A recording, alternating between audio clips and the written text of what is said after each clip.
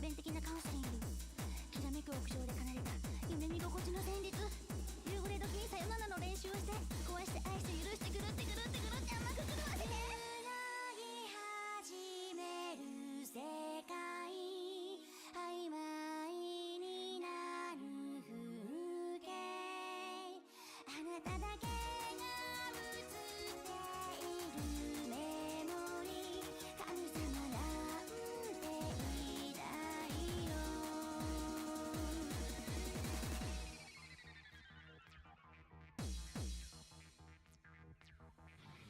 このふざけたインターネットは七色のサイケデリック SNS という瓶詰め地獄に救済も過去の歴史は未来フリーあなたのためならすぐそばにインターネットエンジェル教育参上まるで天使のように抱きつく強めの計画インターネットそして悪魔みたいにキスするあなただけの握りが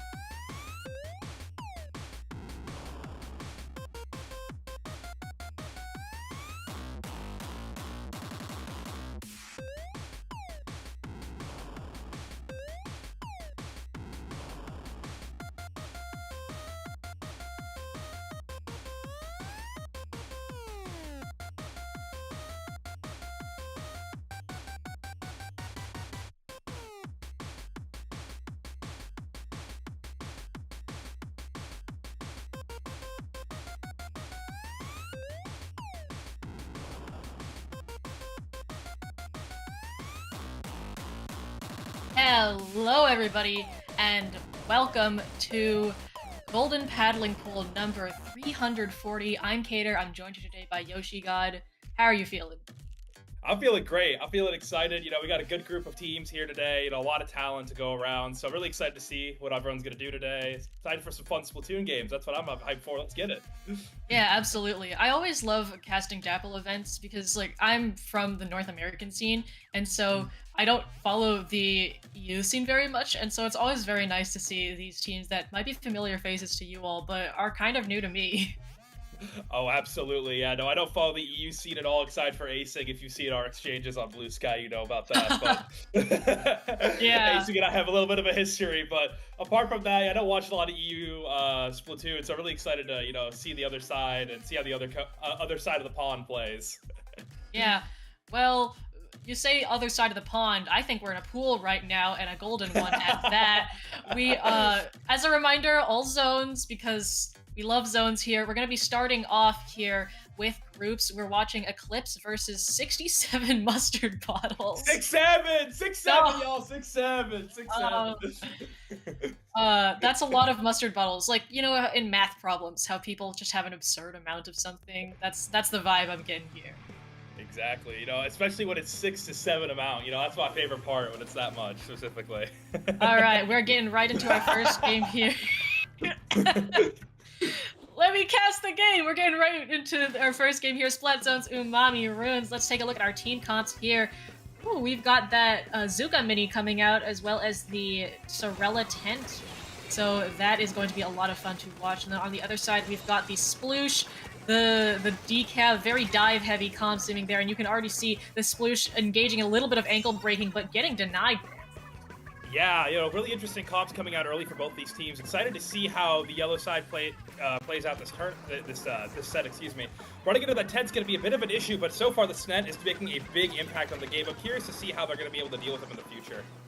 Yeah, you can see the Zuka out there from Mustard Bottles as well, combined with the power of the Gale. They're trying to take back top mid, but a counter Zuka coming out from Eclipse right there, and they have the tent on that zone as well. You can see them pushing up on that right zone with 2 down on the side of Mustard Bottles. That is a nice take, and you can see they're doing cleanup. That is 3 down there. They're still having to deal with the sploosh. The cleanup is not fully done, but they do take out the sploosh, and now you can see they're slowly trying to push in, though losing their tent there means they're losing a lot of the ability that they can have to take ramp and take that space, and they're going to have to watch for the bubble from that as well. Yeah, exactly. It's something I want to note as well for the blue comp here. They have a lot of killing power too, just as we see that decap get a trade there. A lot of killing power on the other side. I'm curious to see how this retake here, how they implement it more, because they have so much pressure as well alongside this yellow team. So curious to see if they're able to outpace with killing power alone. Yeah, Mustard Bottle's in control right now, and in fitting yellow. They've got that bubble out now and are doing that famed umami push. You can see they've got the wall up there.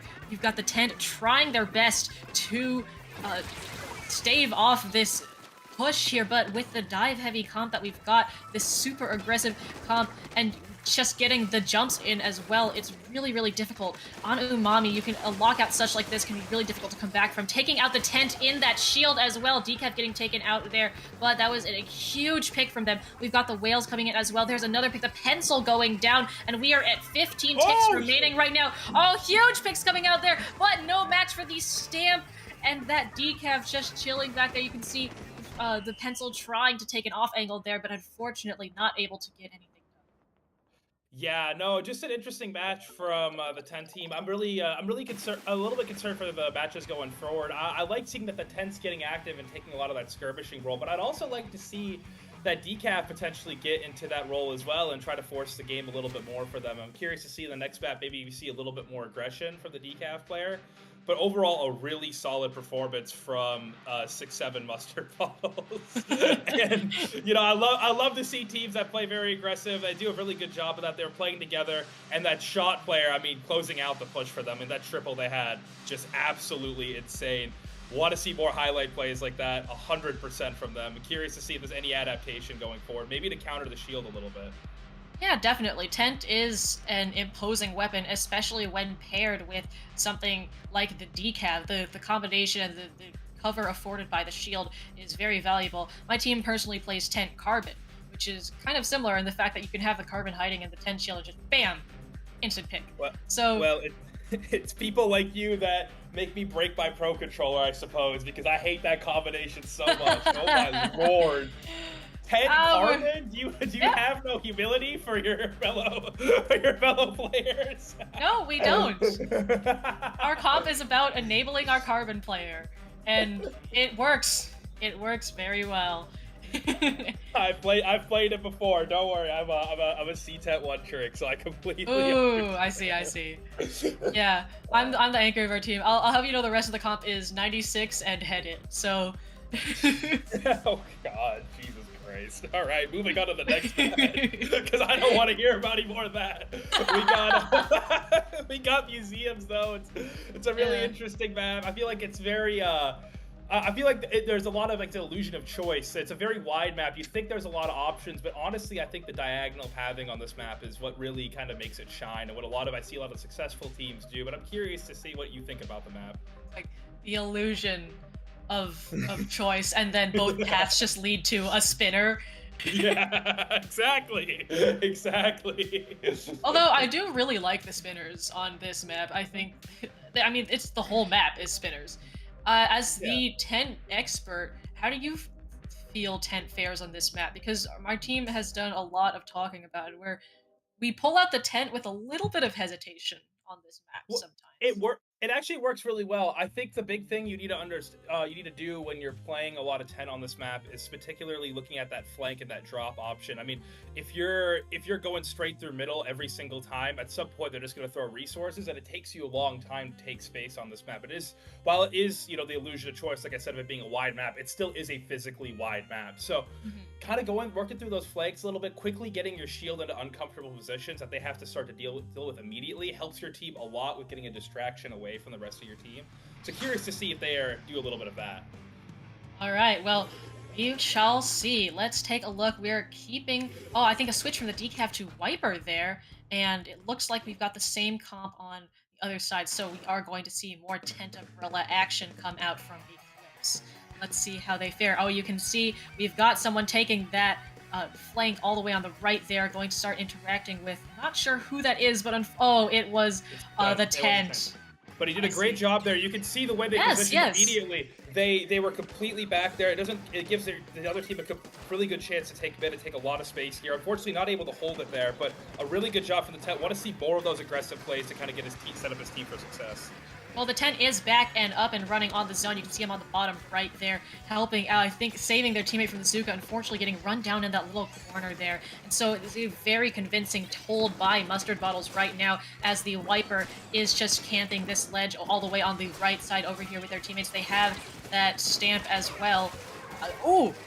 Bomb? Oh no, that was the tent. That was all the tent. I was going to say, not sure if that's the bomb pick, but you can see the tent using this alternative pathing here, and the Zuka, unfortunately, not able to time it with the stamp there. We have the bubble, though, and that decaf is taking advantage of the bubble to take out the stamp there. Gets another pick as well. Painting this zone has to come to grips with the wall over here, though, and with that, that is a zone take for Eclipse. Yeah, great individual plays from Eclipse. Really like what they're doing. Just want to see a little bit more coordination now. No, I see they have the skills to retake here. I'm really unfortunate for the Pen player that they start to push it, but I want to see more coordination. I'm curious if they're able to pull it off on this hold. We've got another stamp coming out here. This double stamp comp really wreaking havoc. Getting taken out, though, by the tent. They are learning. We do have zone flipping back to Mustard Bottles right now. Oh, but the Pen getting that pick on a member who is a little too greedy. We've got the coming out as well from this mini, yes, and another Zuka at the ready. Absolutely not surprising. We did see one go off right now. They still have theirs. There's the bubble as well, so using these specials to come back onto the zone and push more into this upper right-hand side of the map. Lot of paint in their favor right now, no surprise, especially from that mini, who is going to pop the Zuka. Counter Zuka from Mustard Bottles right now, looking for picks. Does not find any, and we actually have two down on this side there, but catching out the decaf in that side there, and with the stamp as well. Lead flips here to Eclipse, and Mustard Bottles a little bit scrambling to get back onto the zone here. Yeah, I want to see them use the platform more. The 10 team is right now just giving them the plat. They're not really pressuring it now. Of course, now they start pressuring the plat. There it is. But on the first push there, not a lot of pressure on plat. Would like to see them kind of grip up a little bit more and try to find a way in. It's like they heard you, because they started diving for that flat area. Very important here. But we're in the single digits right now, and two down on the side of Mustard Bottles. We got the whales coming out. We got the paint coming out. The shot doing their best, but cannot outpaint the three members of Eclipse. And now our set is 1-1. Yeah, really good recovery from Distinct, right? I have that name right? Is it Distinct? Is it? Sorry, I got Eclipse? I got the name. Eclipse, excuse me. Sorry, not Distinct. Eclipse, different team I'm thinking of. Regardless, really good game from Eclipse. I like the way they've recovered here. Just a big difference from the last game was I just see a lot more forward pressure. We saw that decaf try to take more aggressive fights and try to be a little bit more, what's the word I'm looking for? Imposing on the other team. And it really made the difference in this game, I think, and honestly, it gave the tent a lot of room to work with, playing more of the distraction role. So, really like that. Curious to see what the adaptation is. I'm assuming, I don't know. I don't know if the wiper is really the answer to tent. People always say it's a counter. In my experience, that has not really been the case. I just want to see maybe a little bit more to counter the rest of the comp rather than just the tent. Right, tent is a resource sponge, like you were saying. Yeah. And so while you can counter the tent, you do also have to focus on the rest of the comp. I will say, double stamp versus double Zuka is pretty interesting specials-wise, and I do wonder if that will hold in our last match. Yeah, really interesting special combination. Curious. I would advise these guys to kind of focus more on the Wayne weapons, because I think both of these teams they're kind of foregoing the setup phase almost a little bit. You could see they're a little I see a couple of them trickle in early instead of waiting for the specials like most teams do. So maybe focusing more on the main weapons as well might be a good idea in terms of countering. So curious to see what how the weapon picks change in the 6-7 matchup. Yeah, you know that the pen player is scolding their teammates to wait for cooler, otherwise they are going to get yelled at. As the cooler player myself, so many times when maybe 13 seconds pass, I have a cooler and everybody is dead. Exactly. Like, well, exactly. guys, I can't really do much if you're already dead before I put the cooler out. Well, the counter is where's my chip damage? Where's my big chip damage on everybody? You know, I don't need the cooler, I need the chip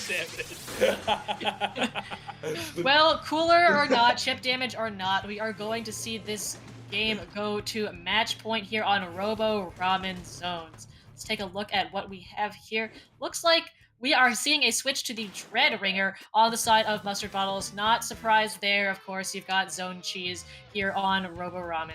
Let's take a look. We do have a very, very fast cap there for Mustard Bottles, especially with the added paint of the Dread. Not surprising there, but of course responding is the most important part. We've got Omni here on that mini, gets one with the Zuka and one with the main as well. Or no, that was just the Zuka. Excuse me. But we've got 3 down there for a second on the side of Mustard Bottles as Eclipse doing great work. Very nice aggression from that tent, and you can see Firecat here following up with the decab as well. We've got the bubble as well as the Zuka. Very nice combo. Firecat slipping off the edge there, and we have an attempted stamp here, but not finding anything. A little bit of ankle breaking here again, but gets punished. The Sploosh not able to find any purchase. There is the Reef Slider going all the way up to that ramp to threaten that Pen, who is forced to leave, and you can see the Mini here also getting a little bit cornered on their own, being forced to jump out here. But despite that, despite losing players and having to back up, Eclipse did not lose the zone for a good few more seconds there. Yeah, really good stuff from Eclipse. Unfortunately, not able to kind of capitalize there. Really like the weapon pick though, to Dreadbringer. You get 2 big hitboxes down. They both combo off each other so well. You have aggressive options and Sploosh and 52 to finish as well. Really curious to see how much more aggression we see and how active that Dread player gets. Yeah, and Mustard Bottles, oh, I was gonna say in a great place, but with that stamp getting canceled and 3 down, Eclipse is going to surge back, retake that zone. They do still have to reckon with this decav here, and it is taken out. We have the cooler on the zone, and now you can see the immediate flip, all of this aggression, taking this choke point, the tent just meandering down that ramp with the shield at the ready. Going to go take out the Dread and turn around to reckon with 2 more members. Incredible plays there. Oh, don't jump out! Oh, come on! Well, jumped out. We do see a Zuka coming in from that mini as well, but you could see how the members of Mustard Bottles had to move to the left side there to reckon with the tent, and that took so much more time. Finally, they are getting onto the zone now. Combination of 2 specials. They're going to cap the zone for Mustard Bottles, but that score for Eclipse is all the way down to 21. Yeah, no, really good plays for the 10 right now. You see how many resources they're burning, how much attention they're taking away from the main objective. They're able to stall so much time for their team. I want to see one other person go with them, though. I want to see a little bit more action off the 10. I'm curious to see if that changes, but really good plays. If you're a 10 player at home, watch this guy play. This guy's doing it perfectly right now.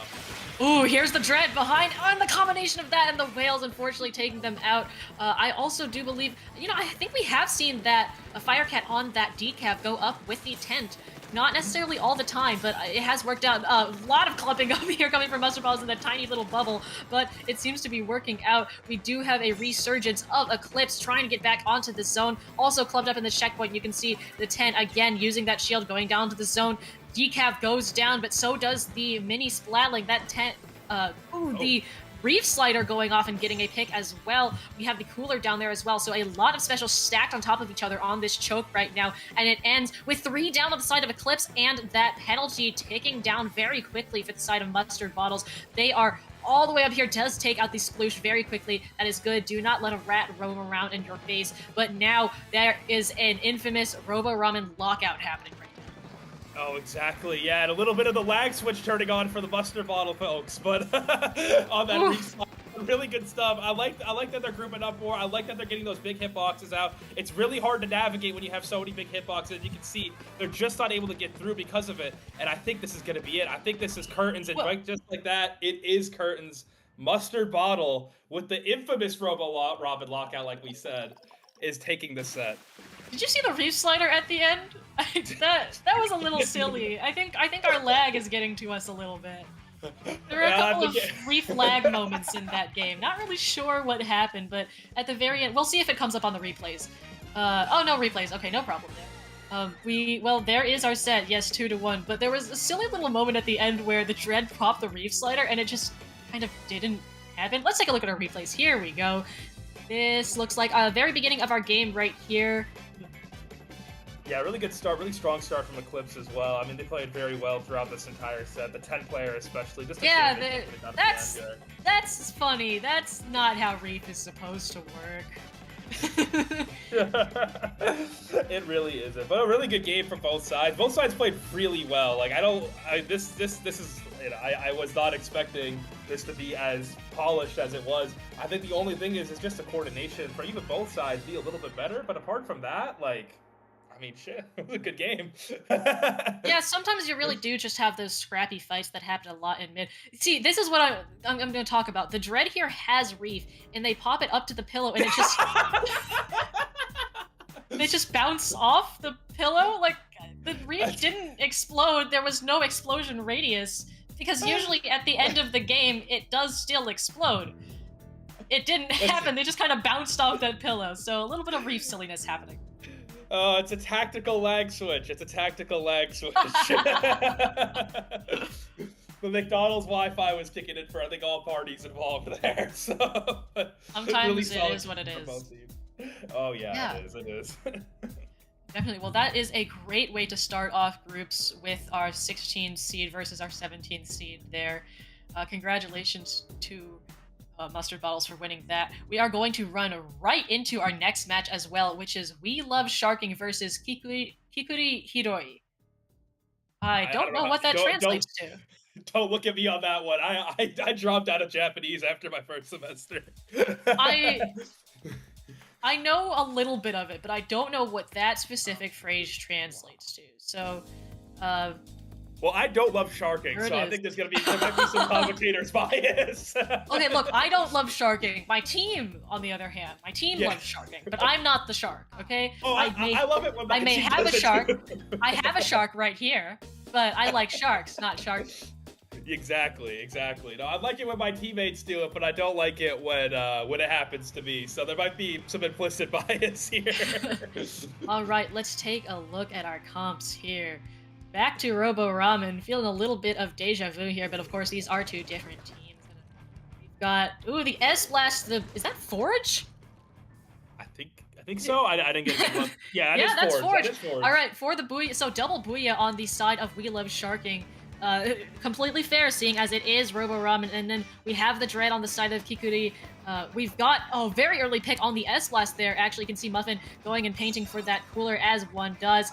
Nice throw over there, but unfortunately, one of their teammates not allowed to capitalize on that. That Dread, of course, already having the Reef Slider, and we do see the strikes coming out from the shot over here. No, not shot. That's a splash. That's a splash that has the strikes. And there is the Reef Slider coming in to try and cap the zone. Not an insta-cap, though. A little bit on the right side of that zone. And with the Booyah Bomb on there, we might see the zone just flip right back to We Love Sharking. Yeah, a little bit of a tickle fight we have going on right now, to put it in my words. Just not really a lot of confrontation right now. We're seeing a lot of poking and prodding. I think the first team that kind of breaks through that, and I think that's going to be We Love Sharking here, is probably going to end up winning this match. So curious to see how this develops. Well, we are looking at a zone cap, maybe, hopefully. No, not even then. There is still no penalty for We Love Sharking, despite Kikuri getting really, really close to that. And judging by the way this is, I don't want to see a 100-0 lockout, but we might. And this is the least lockout any lockout has ever lockouted. But there is the Dread. Not enough special power on that to make it an instant zone cap, though. We are going to see the zone get neutralized once again. That shot going down, so losing a lot of paint power there. And we've got the splash on the zone as well. We might see our first zone flip there with the strikes. No, that pencil is painting over it. We are still at 13 remaining. 3 down on the side of Kikuri Hiroi. And that... that last member getting cleaned up. You can see the dualies trying to go in, but that... Y'all, I don't know. I don't know, y'all. I don't know. This is such an interesting game. I have never... It's so tentative from both sides. We're looking at a very much like a... I don't even know how to describe that game, to be honest. It's like... what it is, it's like both teams trying to play stall, but we're both kind of just not committing to the bid. And what just ends up happening there is just... Hey, look at that zone. I swear that zone should be flipped, but that shot comes in and just says, no, it's our teams. And then again, we have the strikes coming in, but only 2 strikes on the zone and that pen painting over it. And I swear, with the at the end here, and then here's Mirage getting gunned down here, unfortunately, but I don't know. I swear at like 5 different points there, Kikuri Hiroi should have capped the zone. I mean, like, yeah, I do agree. I think honestly the slider, I think they had a chance with the slider or the Dreadringer. Just the rest of the team, it doesn't seem like the rest of the team was ready for this slider per se. I felt like it came out a surprise to everybody, so I think that's kind of what lost them the game, but at the same time, I think this more commitment from both sides will do a lot of good here. But they're going right into the next game. Oh, they said ready up right now. Let's go again. All right, all right. Yeah, I feel like you almost always see comically long intro here. Let's hope our Wi-Fi doesn't give out. I feel like you almost always see that Dread, especially on Ramen, as an insta cap tool. You know, a zone cheese sort of tool. And so seeing that Dread not do that is a little bit interesting. I wonder if that was intentional on their part or if they meant to be able to insta-cap the zone. We are going to see, of course, We Love Sharking going for that early cooler again. Meanwhile, the members of Kikuri Hiroi just swarming that zone from multiple directions.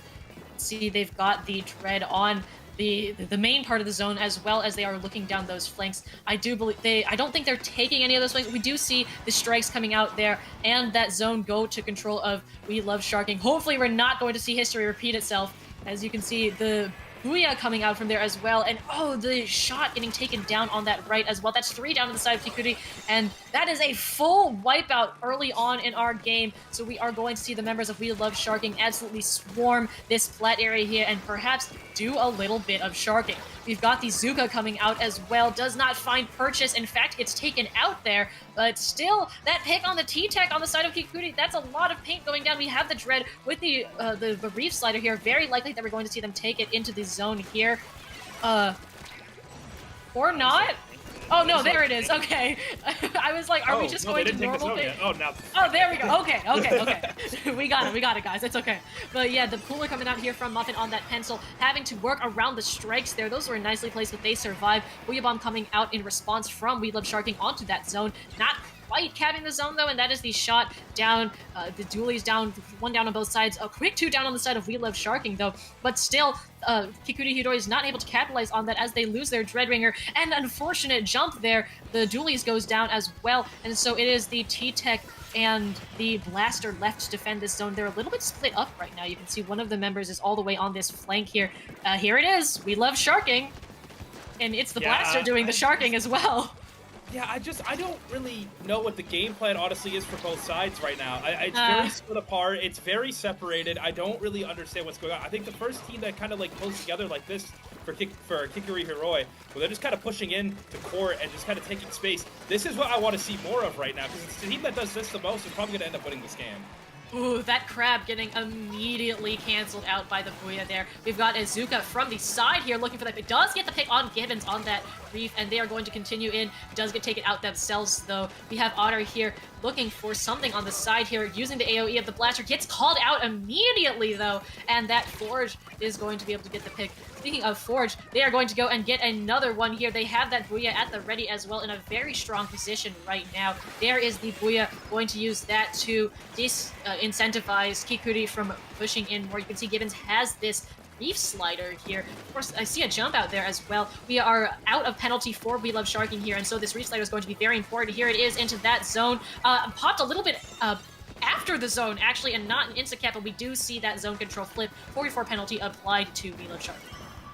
Yeah, no, just a really, really interesting game for both sides right now. I like Kikuri Hiroi. They're slowly starting to get it together. You can see they're slowly starting to push into mid together more. They're slowly starting to get together more. I'm curious. I want to see more of that. For We Love Sharking, they're doing a great job of playing in this kind of like individualistic style in a sense. A lot of solo kills you're seeing. You're seeing a lot of just kind of taking the 1v1s and winning them. I guess for them, if that's what works for you, just keep doing that, you know? Yeah, but that wipeout situation is going to make it so much more difficult for Kikuri to push in this last minute and a half of the game. The double specials. Oh, double from that Booyah as well. So the push onto and another wipeout situation is completely thwarting the push that was attempted off of the back of that Dreadringer and its Reef Slider. We have another cooler out, and is that sharking? Oh my gosh! Yeah, that is sharking. It is sharking. He gets 2 right there. It is sharking. I guess they love sharking to the point where they'll do it when there isn't even any ink. Getting the assist there. Just a devastating double off of that Zuka there, and you can see Otter attempting to push in, but that's 3 down again with those dualies being the only one remaining, trying to use those rolls, trying to get something done, but with the Booyah Bomb to seal the deal, that is going to be our second game to We Love Sharking. That's the battle of the mechanics right there, that game, ladies and gentlemen. That's like, if you want to watch a mechanical game, like, that's about as individualistic as you can get it. I mean, a lot of 1v1s rounded around the map. It's just, We Love Sharking just has the better mechanics, and honestly, some of the better positioning. You saw some of those plays of sharking, you know, ironically, but also of them just kind of being in these awkward positions that Kikuri Hiroi doesn't really have a good way of dealing with. So really good job from them to understand, you know, where they are on the map in conjunction with the other team. And let's take a look at our replays here. That's the first of 3 wipeout situations that we saw in favor of We Love Sharking. We have Otter here taking an extended 1v1, able to get that pick there in favor of Kikuri Hiroi. And then here, this is midway through the match. We've got the Booyah Bomb. I think this is just We Love Sharking really digging in their fingers and getting the 21 score remaining. Yes, it is. Yeah. We have a zone cap here for Kikuri Hiroi. You can see the way that they're pushing in together. Here's the Kraken coming out from Otter as well. There is the double from the Booyah Bomb out there from the S-Blast, putting that onto the zone, and the cleanup to make that a wipeout situation. And of course, very shortly after that, there was another wipeout situation. This is right off the back of that Zuka double that we saw from the little sharking at spawn. Yes, I think from here, it was pretty much just, you have so much yellow paint that you have to work your way through to even have a chance at reaching zone. It just becomes so much more difficult. Yeah, no, I think the big thing you can take away from this if you're at home, it's just it's always just about trying to find ways to catch the other team off guard, and I think that's what We Love Sharking did a lot of. Again, ironically, their name is about sharking, but doing a really good job of just trying to find their way around the map, finding the positioning. I mean, I think if the only thing I'd change is probably just playing maybe more through the middle for Kikuri Hiroi and try to find a way to maybe break through those individualistic plays. But great games for both of the teams. Great team games for both of the teams. Yeah, sometimes you really just gotta try and force those 1v1s into 2v1s, or focus on your paint, have escape routes even. I'm an anchor X down A as my best friend, but knowing when to be able to leave a situation or to run into one of your teammates so you can force that 1v1 into a 1v2 can make it a little bit easier, especially if you seem to be losing those consistent 1v1 that the other team is trying to force. Yeah, exactly. I mean, it's just a matter of trying to find a way to sort of make it so if they want to play that 1v1 style, you just can't let them play it. You just force them to play your way, which is just, I mean, you just got to pick a win condition and stick to it at that point. But again, really good games for both teams. Yeah, and again, at the end of the day, this is a team game. You can try and force the 1v1s as much as you want, and it can be successful, but the core of this game is team play.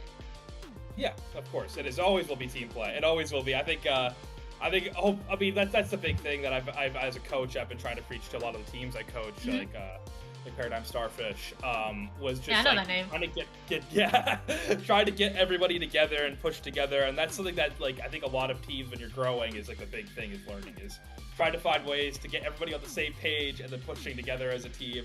It sounds easy saying it out loud. It's a lot harder when you have 4 people in your headset yelling at you. Yeah. It's hard enough to coordinate scheduling with a Splatoon team. Do you think that they're going to be able to coordinate plays? No, but it's also something that comes over time, getting to know your teammates and knowing how they play as well. Team synergy is a huge thing with that. But we are going to go to our third and I believe final set of pools here with Endless Vacation versus Mr. Krabs. Oh. How do you say that? I don't know how to say that either. They maybe shouldn't have brought an American on for the broadcast. I don't know how to say any of these words. There's another thing that happens a lot, seems to happen a lot in the EU scene, is the use of mixing languages in team games, which is completely fair considering there's a lot more language diversity happening over there. But it just means that I don't know how to pronounce. Oh, Crab Gang. Crab Gang. Thank you. Can we give a shout out to our pastor Jordan for helping us out on that one. Shout out to our streamer Jorian, incredible job. Jorian, excuse me. Yeah. Yes. Jesus Christ. Remember that for every stream, you got every caster, you got paracasters, you got on the mic. There is a streamer doing spec cam, working the overlays, making sure all of this works. And as somebody who's done stream work myself for Dapple, it's not easy. There's a lot to balance at once. So shout out to our streamer. I know with the under pressure events, sometimes they unmute, but you guys can't hear them, but we can hear them, and you're just like talking, and all of a sudden you hear a third voice in your head. You gotta ask yourself if you're like tripping or something. But yeah, it's the little birdie in your ear to come give you information. You know? Exactly. But yeah, excited for this next match here. I think it's we saw it was Urchin Underpass Zones, a new addition to the map pool. As someone who's been playing since 1. Huge fan of the map. I've always liked it a lot. I know some people are not a huge fan of it right now in the current way it's formatted, but I think it's interesting. You know, a lot of elevation changes, very striking elevation changes, and curious to see if we see any buckets, we see any swords or anything that like utilizes that the high ground. Excuse me. Yeah, and from what I can tell, I don't know how it is in the EU scene, but in the North American scene, the inclusion of Urchin Underpass kind of turns it kind of turns into a comp free-for-all, right? We as a scene, a Western scene, seem to place a lot of emphasis on comp building rather than individual things, right? And then that kind of just goes out the window here. Like, you see, I mean, like, Pink Dapples is a huge player here. Absolutely huge. Beacon, anything, is a huge player here. Oh no! Hey, they need a 4th. I get my switch real quick. I can get on. Don't worry. Where's your 4th? Where is your 4th flaming text? Well, I say, is the Nova? Is that? That's Anarchy. That's like whale. That's whale. Okay. I guess you see what I mean, right? It takes our comps and just kind of turns them on our head. Let me here. Don't worry. I got the. Oh, a replay. Oh, look at that. We've got our replay coming up. We've got Nova. We've got Order Dualies. We've got Headed. I love Headed. I don't like the way Headed opened there. I think honestly they could have positioned themselves a little bit better. You know, I don't know. Personally, I would have done that differently if I was. They had 2 seconds. Maybe got them dropped. I don't know. They don't seem coordinated on a spawn, to be honest. Personally, I don't see a lot of, and especially on the other side with the NZAP being so far away from the action. It's just not it, guys. I don't know. Well, maybe when they how they adapt to the replay. How they adapt to having a 4th member on their team? I'm curious. Yeah. It always shakes things up a little bit. Having the 4th always helps, in my opinion. Some might say it's a necessity. I might say skill issue, but. And that's the inkjet Nova, by the way. I looked on Wikipedia. That's the inkjet Nova, okay. Not the whale Nova. Apologies. Nova, not something you see very often. I've kind of termed it long arrow spray in my mind. I mean, in some ways it is. There's like the damage value is just hard to pair around. In my opinion, that's what makes it a little bit tricky. But it does put out a lot of paint. And Absolutely. It puts it out in it can do it in very safe areas. So it does enable a lot of weapons. It's tricky when you focus so much on the damage, and I make a lot of damage pairing comps, and it's just like, how do I fit this in with something that's not like a bamboo? It works well with bamboo, but... I'm a big proponent of play whatever weapon you want forever. And so if somebody wants to play Nova, hey, more power to them. Oh yeah, absolutely. Yeah. I do really want to see how that shakes out here on Urchin. Especially with, just like you said, the elevation changes, the paint that Nova is going to be outputting, it does have range. It's long arrow spray after all. And so it's able to reach those areas, like you said, enable. We did also have the zap on that comment, so that is going to be a considerable amount of paint. Oh yeah. No, Zap just puts out so much paint. I used to be a Zap 1-trick in 2 because my a little anecdote here. My friend Infa, I tried out for his team and I was a Luna Blaster 1-trick, and he said I couldn't play it because it wasn't meta. And then, and then he forced me onto Zap slaving. And for 6 months, I played nothing but End Zap, and I paint botted and I armor botted for those who remember those days, but. Yeah, no, now after all of that, play what you want to play, man. I don't wish that upon anybody. So rough. I also had my time one-tricking Zap. It was in solo, though. Solo zones of 2. I used it to have my Hail Mary push to X-Ray. And yeah, it was just painting and armor botting, and it was fun. Alright, we've got all 8 in the lobby. Let's get this thing started. Urgent Underpass zones. Taking a look at the actual real comps that we have here. We've got Bazinga on the side of Endless Vacation on the Frozen Pro, and that's Wolfie on the Nova there as well. On the other side of Crab Gang, we've got, those order dualies, we've got the decaf, we've got the order shot as well, and then the head it. We have, our little interactions in mid. It is kind of interesting having the zone set down into the ground, because you can't really just stay on those higher ledges. You kind of have to get into those.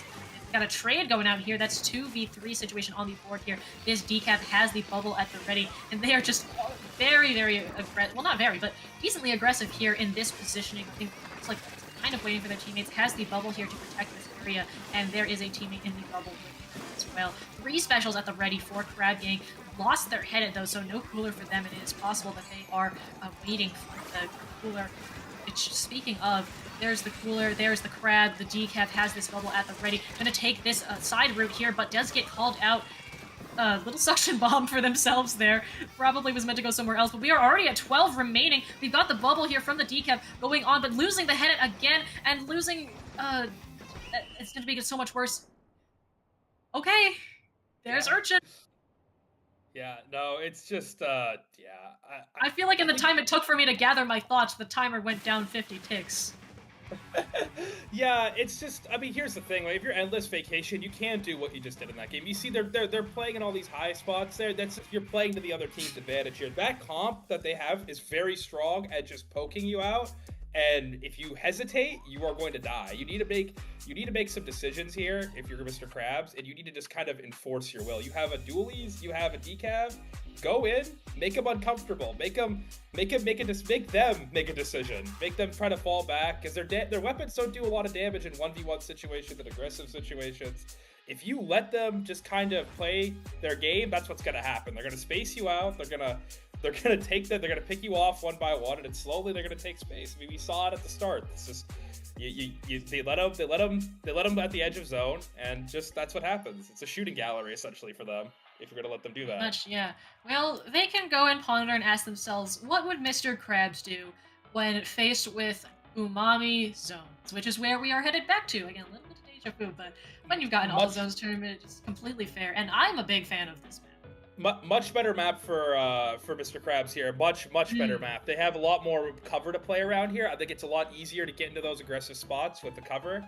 I want to see them play around the cover a lot more with that in mind, and see them kind of use that to get into those aggressive positions and try to force them to sort of play a little bit of a fighty style, a close fighty style, and just kind of make the other team uncomfortable. If I'm Endless Vacation, I'm just like, let's see if we can do that again. Let's see if we can just space them out the whole game, and if they're gonna get stuck in plat and waiting for specials, then so be it. We'll let them do that, Yeah, with the double zone nature of this, teams can get more split here, and that could work in the favor of either team here. For Mr. Krabs, like you were saying, trying to force those more aggressive situations. It's a little bit easier to isolate the members of Endless Vacation here, especially, but also the huge amount of paint that's getting put out might make that a little bit more difficult. We'll see if there are any comp switches. Oh, we've got the pen coming out.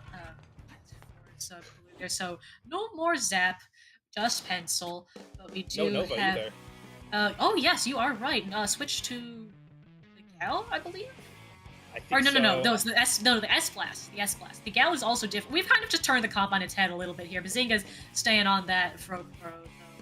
We do have relatively similar comp. Got the red. All right, let's take a look at our openings here. It looks like we've got Crab Gang on the top and a lot of paint out for them. You can see the aggressive situations that they are forcing here is really going in their favor. Of course, with Cooler out, the members of Endless Vacation are pretty much just coming back, but unfortunately, Roper going out there, catching the Dread out on the side zone there, and that is one zone to Endless Vacation. The Whale's kind of going crazy. We got a little disco party going on in here, but that's two down on the side of Endless Vacation, meaning that Crab Gang is going to be able to continue having control of the zone, and they have this Reef Slider here, which can be such an important tool when pushing in up onto this choke point here. We see XF is going to pop this cooler here, try and take the crates area.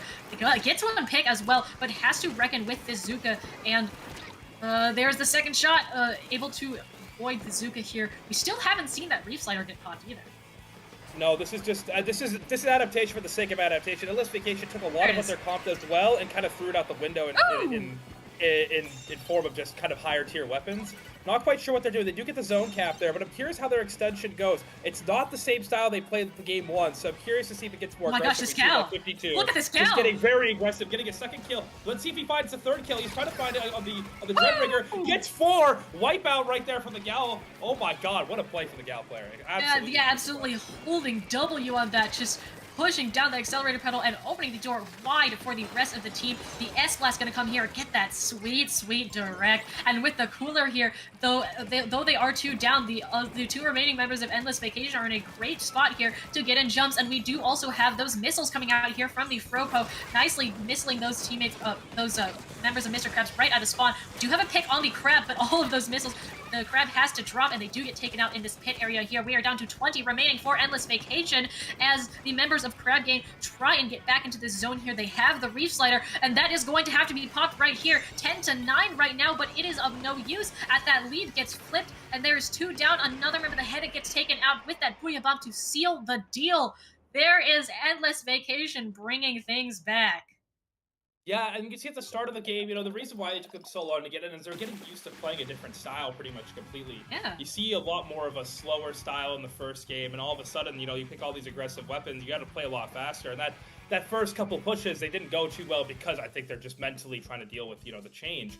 But once they dealt with the change and they started playing those more aggressive fights, I mean, they just kind of went in there and they just kind of they got their kills, they got the space they needed, and it just worked out for them. So very interesting to see. I've not seen a team kind of switch around play styles like that in a very long time, and I'm curious to see if that kind of continues throughout the tournament.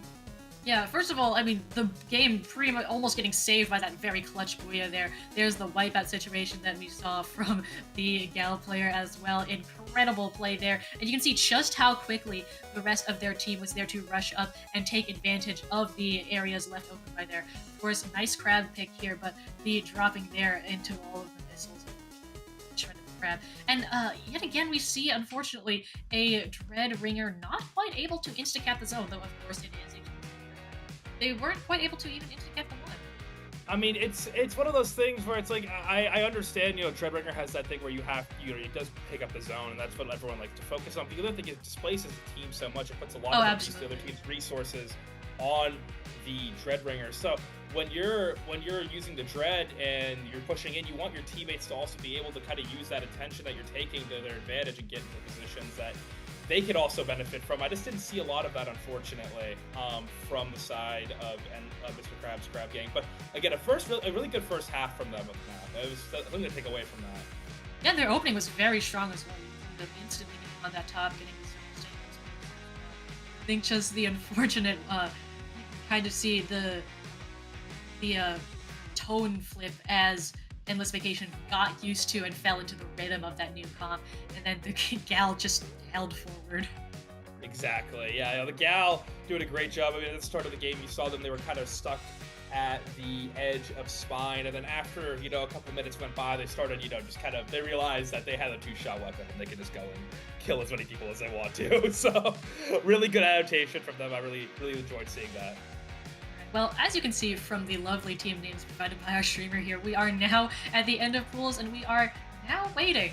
So unless our streamer objects, I believe we are going to take it to a short break here so that we can get everything set up for the rest of our golden paddling pool. Sounds good. Excited to see it.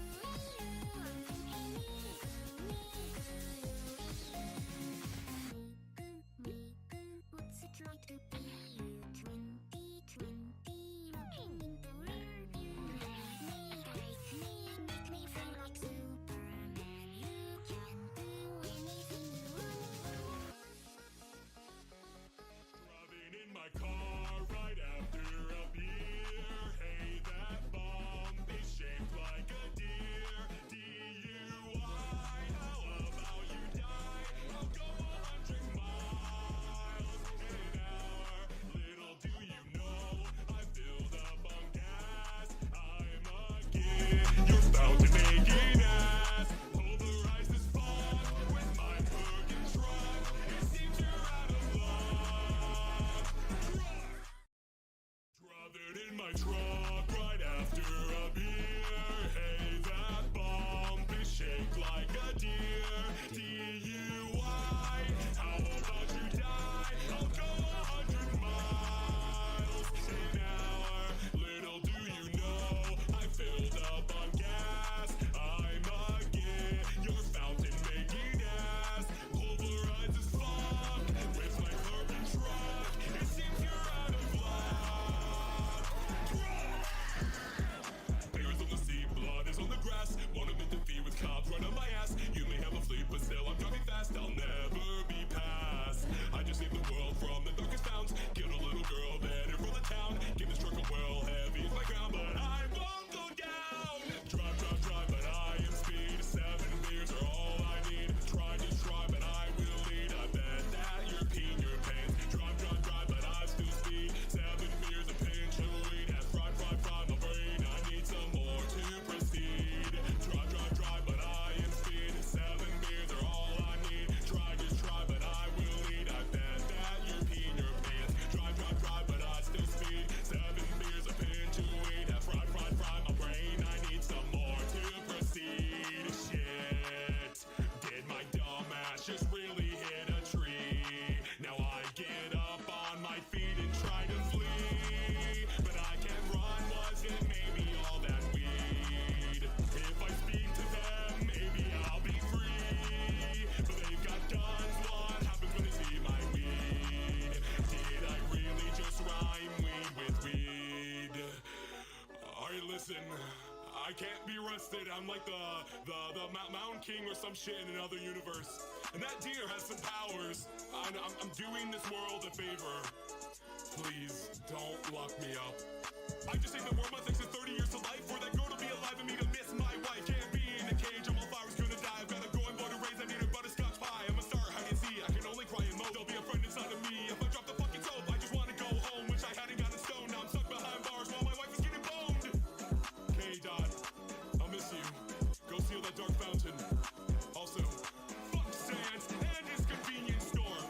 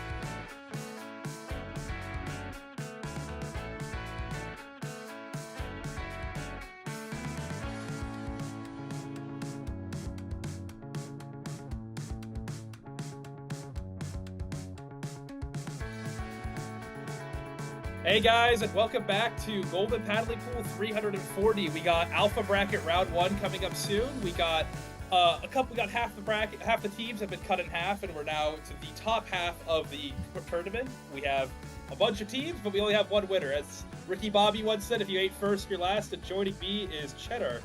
Cheddar, how you doing? Hi, it's me, Cater. Cater, sorry. No, it's completely fine. We just met today, I'm sorry. Yeah, the pronunciation of my name is not the most obvious, and so I completely understand. Do not worry. But anyway, let's take a look at our zones match here on Mahi Mahi. We've got Angel Wings in the orange and 367 Feminist versus plus Synapses in blue, with Synapse there on the team. So that's... hopefully you can remember that. Let's take a look at our comps here. We've got that acing on that Luna Neo. Look at that. We've got Dragon on the Jet Squelcher. I don't remember is it the Cobra Jet Squelcher? I truly don't remember. And then it is a Cobra, yeah. And then we've got the Nautilus as well. So funny weapons coming out here from Angel Wings. Cannot wait to see how that plays out on the side of 367. We have we've got a Rapid there. We've got a Forage again, and then a Shot and Pen. So not too bad overall. We've got the Pen Ditto on both sides, but that's just woo! Yeah, and we got Angel Wings taking out an early lead here, but getting quickly countered by the Feminists and Synapses. Curious to see if they're able to extend here. Right now, the Pen trying and poking and prodding for another pick, potentially trying to get a chip, but the splashdown comes in immediately, but no follow-up whatsoever. They're going on the drop now, shifting the focus of their push somewhere else, but no picks are being found. Another splashdown comes down, and just like that, Angel Wings takes zone, and the stamp right there quickly pop to extend there. Curious, what are your thoughts right now on the current situation? Well, I think there's a lot of orange paint, especially extremely far back into the base of 367 Feminists and Synapses, but they are doing a great job of coming back, popping those whales, getting 2 picks down as well. Kid Danger here, using the full range of that Rabbit to pressure the Pencil out and get that pick. Very, very important pick there. That opens up a lot of room for the shorter range, well, shorter range, I say in quotation marks, because we've got pretty much just the shot on Synapses here. But with that lead swap, or not lead swap, but with the past the benchmark, we are going to see the water start dropping. There's a nice pick here, and we are going to see all these specials popped. Here is the counter push from Angel Wings coming back into that zone and getting that pick as well. Woohoo! Hello! And just like that, a really, really good play from Acing, able to get the double there, and the wipe subsequently. They're trying to push back up onto Plat. Acing trying to find a way up, does not complete the jump though, gets picked off, and slowly but surely the Feminists are coming back in. They're trying to find a way on the left side. The shot, looking with the Zuka, trying to find one, finds one quickly, and they're still pushing on the zone, imposing slowly, but Angel Wings is holding strong. They get the splashdown down, and all of a sudden, it's all in anyone's game. But the Feminists take the zone, and just like that, they get 2. It's a 2v2 right now, looking for the last 2 kills, both teams. Poking and prodding. It is the range blaster. They're falling back, but quickly picked off is the Jet Squelcher. Curious to see if there's any more response from Angel Wings, but there isn't. Acing trying to make something happen on the right side, gets the pick, and Angel Wings all of a sudden back on the zone, back in control, and back in the game. Back in control indeed. They had completely run out of penalty and then got it reapplied, but that penalty is again running very low. As you can see, Captain Happy on the side, on the grates, trying to get something done, but getting called out by Acing there, who is camping those ledges. Very, very crucial pick there. And with that, though, they do lose the Nautilus on the side of Angel Wings, but we are going to see a lead flip with the combination of these 2 specials coming out here, though. I guess not. I guess we don't see a zone flip, and I guess we just see Acing running amok with that stamp, and we do also have Dragon with these triple splash down here. We have 15 ticks left on this zone, and it's looking very solidly in control of Angel Wings right now as Synapses tries to go for their last-ditch push. The splashdown says absolutely not, and there is our first game. Yeah, really good back and forth from both teams, and really, really excited to see. I think on the next map here, we're going to be seeing much more of the same. Both of these teams are very evenly matched right now. Yes. Oh man, yeah, Acing really popping off at the end there. Oh yeah, I hate to see it. but Acing is playing really well, and you know their SOS win is eluding them week after week. But maybe Paddling Pool this time around will go in their favor. We'll see as the tournament progresses. But Yeah, just again, a really good triple there from Acing, and then just being able to hold at the end. Even with the potential zone flip, I mean, Angel Wings are still able to hold strong and just keep out the 367 Feminists and Synapses from pushing. Very much so. That name is a mouthful. Oh, it is. It is. I might just switch it to 367. I might try to shorten it a little bit. But next match we have is Barnacle and Dime Zone's a personal favorite of mine. How do you approach this map? I do like this just because it's flat, and I play Splatling, so yeah, you can see why I would like exactly. I get that. I have the little ledges, right? Those provide a little bit of cover, but I can also just hop up, and that just gives me a little bit of range edge. But yeah, the wide openness, the flatness of this map really lends itself to me playing as a Hedit. I got too wrapped up in myself there, and now we're immediately going into the match. We'll see how I'm interested to see how the blasters use this map. We could see a switch to the glamour shot on the side of Angel Wings, so that is going to be cracking for them as well. I do want to see how the Acing performs here. Luna Neo, again, such a fun weapon to watch. You can immediately see going for the flank here from that gal there, and that is going to be Synapses taking that zone very, very quickly. No picks yet in the first 15 seconds of this match or so, but that is going to change with the blasters and the gals coming out here. That is 2 down on the side of Synapses, and this gal, if we see another gal holding W getting insane picks, well, I wouldn't be surprised, because 52 is just such a beast.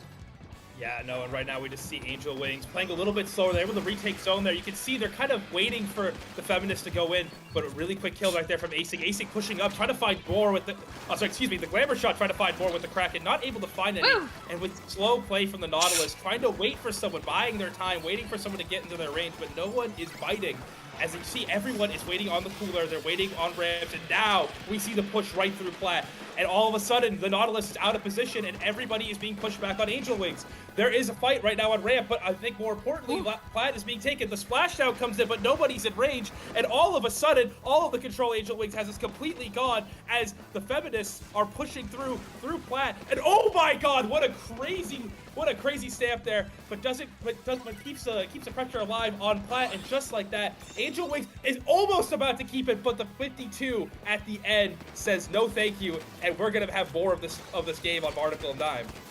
Yeah, considering how dominant that push felt for Synapses, I am surprised that Angel Wings was able to hold that zone all the way down to 20, because like you said, their control was eroding, but Synapses wasn't rushing forward to take that zone. So all the way down to 20 is a pretty good lead, but of course in Splat zones, no lead is safe. We do have Acing with this stamp, as well as the Kraken coming out from that shot as well. Lots and lots of special coming here. Acing getting caught out on the side, unfortunately not able to make that happen, and the pencil going down as well. We do see the splashdown getting picks, and there is the Nautilus, so we've got picks coming out from both sides. We do just have to see with this lead swap, Angel Wings, okay, I was gonna say they've got one more chance, and they used it very nicely. You can see that momentary 3-down situation on Synapses as this pencil is forced back up here a little bit, painting for Cooler. We'll see what their response is. Yeah, and as you can see, the response is building. The cooler is down there looking for ways to get in here. You can see the 52 finding a kill on Plat, trying to find the second one on Acing, and they're able to get it with the Trizuka, and they're pushing through now. They're going to go into Plat, the mid, excuse me. Are they going to find someone? The splashdown comes down, but it doesn't find anybody. They're still poking and prodding, trying to find their way, tentatively pushing through zone. Are they going to be able to do it? They get zone, but still no pressure up on Plat. They're now going to push it. 52 trying to find a way in, gets the jump in, and all of a sudden, they get the flank with the Luna Blaster, and that Kraken now gets killed, and a complete wipeout for the Feminists. What a push from Synapses and Feminists. And look at all of that yellow paint going down right now into that pit area, and we have the Zuka almost at the ready again, going to make it so much more difficult for Angel Wings to push in. Prosper there with the splashdown, just trying to get some range, but getting taken out again. You can see Acing stamp going out here, getting one, but not quite able to make... Acing does get a second there. Gonna look to try a last-ditch push for the zone here, but of course it's Luna. They're gonna go for the picks. Unfortunately, Acing... Oh no! Oh my God! Themselves not quite able to paint that zone. The neutralization coming just a couple of frames too late. Oh man, that's so rough. I think with losing Prosper right at the beginning of the end of the match was very unfortunate, because you mentioned that splashdown didn't get any picks, and that is true, but it did also put a lot of paint onto the zone and stall out zone for a little bit more. But unfortunately, right after that, Prosper did get caught out and picked off, and so there was no more paint getting put onto the zone. I completely agree. Oh my god, I think if Acing gets that kill there is a chance this game keeps going on. I think that puts it at least in contention. That's rough to go into a game 3 like that. I'm sure Acing is going to recover, but like, oh my lord, that's heartbreaking to watch right there. But yeah, really, even hearing the direct sound at the very end as the tapes roll over the screen is just devastating.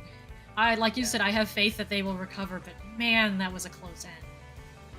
Exactly, yeah, but a really, really entertaining game. The pushes for both of these teams are so entertaining because neither of these teams want to give up any space whatsoever. I feel like you got to climb a mountain to even retake on both of these teams, especially on Angel Wings. I mean, I feel like sometimes we were calling it, and it looks like, you know, they're gonna give up zone, but they come back and they get like 3 or 4 more points at least before they get zone retaken. Yeah, definitely. Well, we are going to a game 3, and looking at the maps that we've got here in our set, I don't remember what our last map is, so hopefully Jorian, our lovely streamer, can work some magic. I got short-term memory loss. I can't remember these maps. There we go. Hey, let's go. A little bit of Robo-Robin action. That's our 3rd time on stream seeing it? Oh yeah, but it's a great map to see on stream. I'll say that's my favorite zones map. And I think it's the community's favorite as well. For seemingly good reason, of course. Acing sticking to that Luna. We got the Fro-Pro. We got the switch to the Vanilla Nautilus there. So we've got Rain. And of course, before the Rain buff, I might say, why would you do that? But post-Rain buff, the radius is absolutely massive. And so I think that's a bit of a fair switch. Yeah, and right now we're seeing a really early pressure from the Feminists. Let's see if they can do it. 52 Gal trying to find a way up ramp. Acing, though, denying the push. And all of a sudden, Acing is going to go in. They're going to try to find a kill on zone. They find the kill on zone. They're going to keep going. The hammer is shut down, though. But the person on ramp is traded out completely. And all of a sudden, the ramp pressure is completely disappearing for for the Feminists. Are they going to find a way back onto ramp? They do keep the space on ramp. They're not quite being held out yet. But Acing, with a clutch hammer, gets shut down immediately. And all of a sudden, they're down a man. And they're going to start pushing into zone. They're finding another one on ramps. And all of a sudden, the Nautilus and the Pen are the only ones left. Are they able to hold the ramp? They will, and just like that, the Feminists are in control of the zone. Yeah, I think they have learned how important Acing's hammers are and have just been like, as soon as they see that, or maybe they're even calling it out when, as soon as Acing gets that, just like, we have to shut down the hammer, right? Because, like you said, they are clutch. They are in these great positions, but if they get shut down, there's not much they can do. We do have the Pen getting a pick there and starting to push up this ramp with the help of their teammates. They are 1 down. The Gal is gone, so they have to wait for the Gal to jump back in here. Here is, again, another hammer from Acing. Not shut down immediately. Oh, there it is. Yep, you can see Synapses is learning and knows what they need to focus on here. Speaking of Synapses, here's Synapse on the Gal, going in for a pick with it, and we are already somehow at 10 remaining on that zone, I don't even know. Acing, unfortunately, again, just a little too late on approach of that zone, getting a double at the end, but not able to fully capitalize on it. Yeah, I don't know. I'm sorry I couldn't provide more insightful commentary for those last few seconds. I just went, we're at 10 remaining? What? Yeah, it's just a matter of getting, I think it's just the pencil slowly kind of chipping off at other pushes. I mean, I felt like every single time they tried to start a push, that pencil immediately found it and rooted it out with like that crisp chip damage that it always seems to put out. Absolutely. Taking a look at our replays here. Yeah, there is one of Acing's hammers getting canceled. That could have been absolutely huge, with its placement there, but unfortunately not working out here. And then here's where I went. We're at 10 remaining. What is happening? And Acing dropping down here, getting the double, but unfortunately the zone timer taking down chest. Yeah, the early exit, I think, for Angel Wings, I think a little bit, unfortunately a little disappointing, but at the same time, you can't be mad at losing a set like this. I mean, this is just a back and forth set. It's just a shame that the last push had to come down to the pencil kind of. I mean, the pencil did a great job of rooting every kind of push out and getting rid of those hammers. What a clutch play from the whole team on the Feminists, like shutting down pretty much every single hammer Acing was going for. That's crazy. They gotta have like some telekinesis or something. They gotta know where it's coming from at this point. There is a little thing called the top bar glows rainbow when a certain player has their special. So it might be telepathy. It might just be good usage of the info provided by the top bar. Who knows? Maybe. I mean, it's just more than that though. I felt like they knew exactly where they were pretty much every single time they tried to push it. Like it's insane. I mean, but great job from both teams, obviously, and very well fought game. As we get into our next match, Fruitinelli, am I saying that right? Frutella against Vivify. Not too familiar with both these teams, but I mean, I'm curious to see what maps they play on and how that kind of shapes out for them. As Well, we I see am- now, yeah, Mahi. Yes, Mahi. I am familiar with Frutella. They show up very consistently to Dapple events. I've casted them here as well as streamed and casted them for Triton Cup, which, hint, hint, wink, wink, that's another Dapple event. But that one's, yeah, they're awesome to watch. I believe they're an EU top or high level team. I'm not entirely sure where that distinction is in their relative level in the scene, but they are very good and they are very entertaining to watch. Vivify, on the other hand, I'm not terribly familiar with them. I'm not either. I don't watch a lot of EU Splatoon, unfortunately, but I'm really excited to see what comes out for both of them. And I got word from the voice in the headset that they are a top level team in EU. Okay. So that is where they're currently at right now. So, Mahi zones again. What are you looking to see that from both of these teams? Maybe perhaps in weapon choices. What are you looking to see from both of them? I guess in weapon choices, I won't be surprised if we see the classic anchor, Pen. We've seen much more Pen than Head at this tournament, and I do wonder if that is like a scene-specific thing, or if it's just Pen being a lot more common in general, because I feel like in the NA scene, I played NA low level is the thing, so it is pretty different. I tend to see a very even split. But let's, I guess, hop into this match and take a look at what we can see here on Mahi zones. Yeah, and we have a deep disconnect, unfortunately. Oh, unfortunate. Okay. That's why we're not hopping in. Well, Mahi zones, again, it's Mahi before the water drops is just such a linearly funneling map. And then Mahi after the water drops, you get all of that extra space to work with around the zone.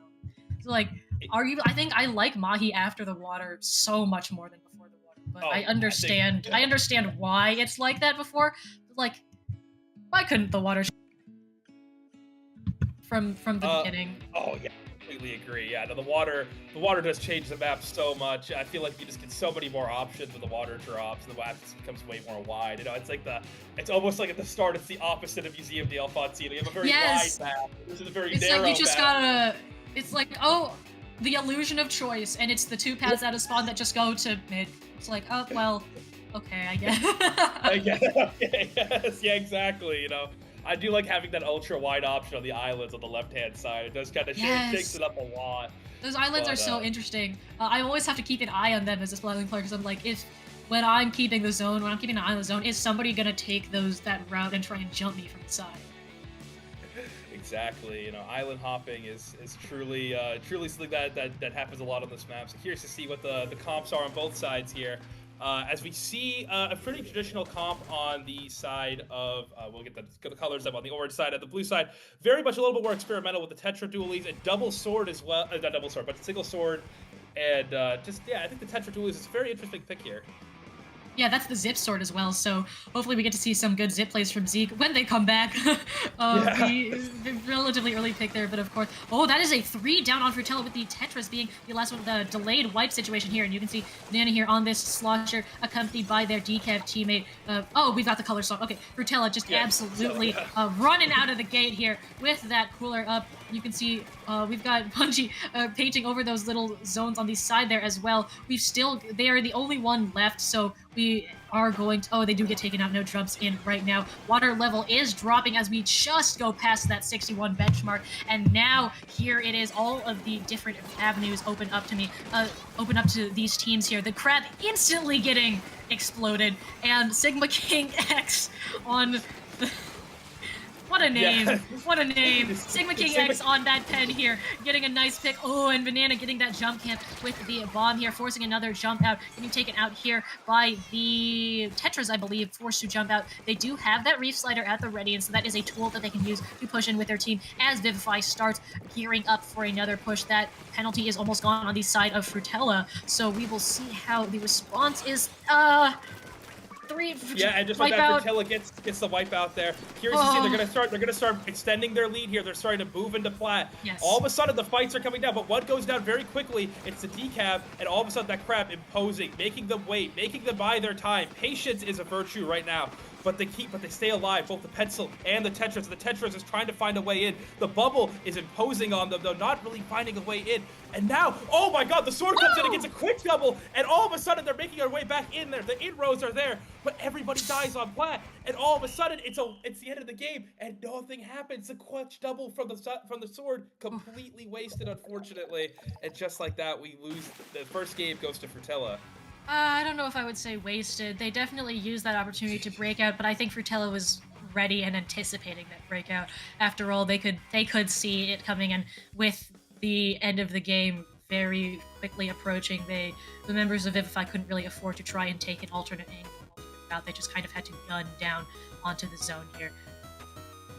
Yeah, I'm curious to see though, maybe if they made any changes going forward after that kind of a little bit of a rout almost at the end of the game there. Maybe perhaps some changes with the weapon choice. Maybe the Tetras goes away potentially.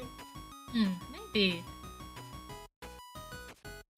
We did see the Tetras able to break out at the very end there. You did see in the replay, especially with the extra paint from that Reef Slider, but unfortunately they ended up dropping into a bunch of enemy ink, and it was just very difficult for them to.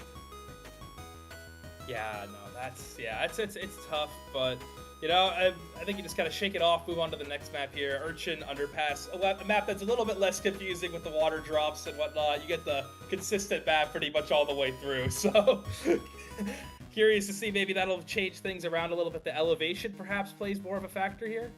Yeah, if we were saying that Mahi is the illusion of choice, arguably Urchin is choice. It's choice, exactly. It's like, it's not the illusion of free choice. The hallways are long, and they go different places. Exactly. But it's not a hallway map. The hallways are long, but it's not a hallway map. Exactly. Right, yeah, no, very different thing. But yeah, I do wonder if we will see the Tetris go away, because I think it's completely fair, and it's very good at a distraction, but when you're in that skirmisher kind of position and you're not able to make it work, it can sometimes just be a drain on your team's resources to try and continue going off that angle. So let us see here. Yeah, and they do switch to Dapples because they are on Dapple Productions right now.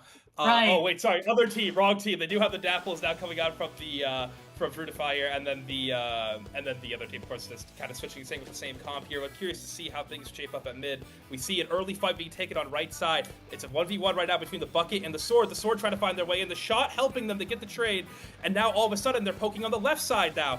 Now the Tetras picked off. All of a sudden, 2 down for Fruitify. Excuse me. My God. Frutella, excuse me. A little bit tripping over my words here a little bit, but able to block back and kind of find the kills and let them come in. Curious to see how this shapes up in the future with their hold. Yeah, that full wipe situation, absolutely huge for Vivify, but they were like, I believe Frutella was cooler, and as you can see, the decaf going in there, getting the pick on the head, and it's either cooler, the combination of cooler and the beacons from those V Dapples, especially if those beacons are not hunted down, is going to mean that Frutella is able to just completely bypass the sheer size of this map and just fully come back almost instantly. Like, that is going to be a deadly combination for Frutella. And as you can see, they are very quickly pushing in here. A jump in from the decaf, helping out their formerly Pencil, now Dapple teammate Sigma King X. You can see, you saw that was a beacon. Yes, the aptly named is putting up a lot of pressure in their spawn. Yes, very well managing their beacons that they've got, or teammate jumps, whichever one they are doing. Finally getting taken out there, but our zone already at 15 and counting. We've got one member of Vivify here going onto the zone, has to reckon with the decaf and does get taken out. Unfortunately, that's 3 down with the Stammer being the only one remaining. That's the game. Wow, what a Sigma King X, man. I'm telling you, next up right there, Sigma King X. You know, write him down. Write that name down. Write that name down, everybody at home. Sigma King X. That's gonna be your next man up right there. I mean, come on, playing pencil and then going and playing Dapples later. I mean, come on, you can't see that from everybody. Not everybody can do that. That's some impressive stuff right there from Sigma King X. Great games for them. If Fertilla takes that 2-0. Yes, they And do. we do not see Crab Leg, unfortunately, one of my favorite maps. But Sorry, Crab Leg is one of your favorite maps to play yeah. or to watch? To play? To play. I like. Wow, watching. that's I a like that's watching a it, I like take. That's a take. Like, look, I play Splatling, and even then, I would not say Crab Leg is my favorite, and that is like my map of all time. So like, that's definitely something. Hey, listen, you know, everyone has their choice. Everyone has different tastes, and I think, you know, Crab Leg. But like here, I want to highlight in the replay right there. Actually, Vivify was able to get that wipeout situation on Frutella, but they came back. I think combination of Beacon and Cooler and shows they just weren't able to push up nearly as far as they would have liked in that advantageous situation. Man, the Pink Dapples pick on this map is just absolutely there. That is our set. Yes, 2-0 for Frutella. Congratulations. I believe, if I'm not mistaken, that this is the end of our block and that we will be handing off to two equally wonderful casters as well. That is going, I believe it's going to be, looks like Pat J and Cat. Oh, nice. Well, that'll be exciting to see both of them. And I'm oh, curious, wait, no. Little voice in my ear. It's not the end of our block. We got one more to go. Okay. Oh, we have one more? Yeah, alright, so Pat and Hat, which Ryan, they are going to hop in for finals and bring this stream home. But we're here for a little bit longer, folks. Can't get rid of us. Yeah, we're seem to be going to a break here. I mean, I will on this break be asking my producer for some overtime, so I will 100% be seeing if I can get some compensation. Yeah, overtime. We can get paid twice what we're getting paid right now, which is nothing. I don't know. Not to say that's a bad thing. I love Dapple Productions. I love my volunteer work. I do this. I love doing this. I don't mean that in a bad way at all. I don't know. I'm standing up for my rights. I want my money. well, then I suppose. Yeah. I suppose you can do that as we head to our short break while we set up the rest of our top cut here.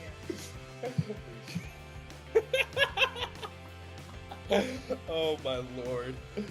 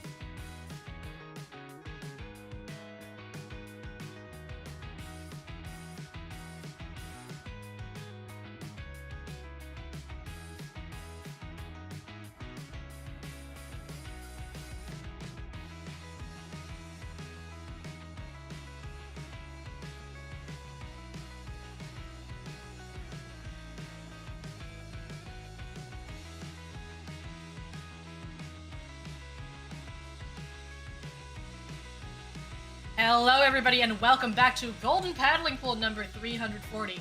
If you're just joining us, we're in Top Cut right now. I'm Kater, joined today by my lovely co-commentator, Yoshi God. How are you feeling? I'm feeling good. I'm feeling great. You know, it's semifinals. Things are getting a little bit serious now, so hopefully we're gonna see a really close set here, and we're gonna see a good fight from both teams.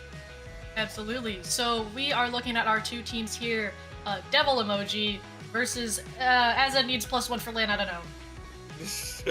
Well, maybe. I hope he got that +1. I hope he got that +1.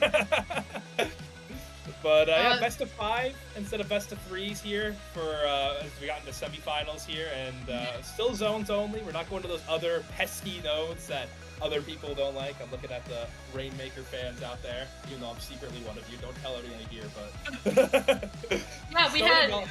I don't know if you were at Riptide, but we had quite the outcry against Rainmaker there, and since then tournaments. I know that SOS has dropped Rainmaker and Great White, and other tournaments are also looking at like no Rainmaker. It's very interesting. But anyway, on the side of Devil Emoji, we've got Yeti, Argo, Noah, and Gray. Some classic top level EU names, and then on the side of Azad needs +1, we've got Jasmine, Bake, Alvo, and Azad.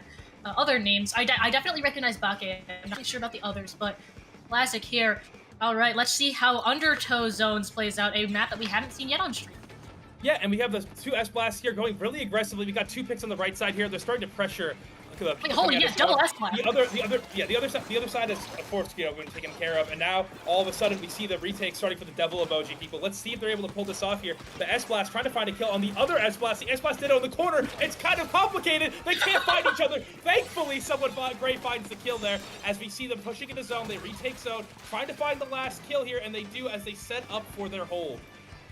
God, no corner, no ledge, no area in this map is safe from the prying eyes of the S-Blasts and their range, and they're somehow still one-shot at that range, one-shot. S-Blast is really just one of the weapons of all time. We've got the Inkjet coming out from Devil Emoji here, looking to further lead here, flip the lead here, and we do have that Booyah Bomb as well. So a couple specials going onto this zone here, a Resurgence for Azza needs +1 here, trying to get onto that zone. Of course, this being a dual zone map, your attention does have to be a little bit split here. That Pencil backed up quite a lot right now. Yeah, Pencil playing very passively, but they're trying to find their way back in. Pencil now playing a little bit more aggressive. Commentator's Curse potentially playing a role there as a Crab comes out and they're able to get the first kill on right side.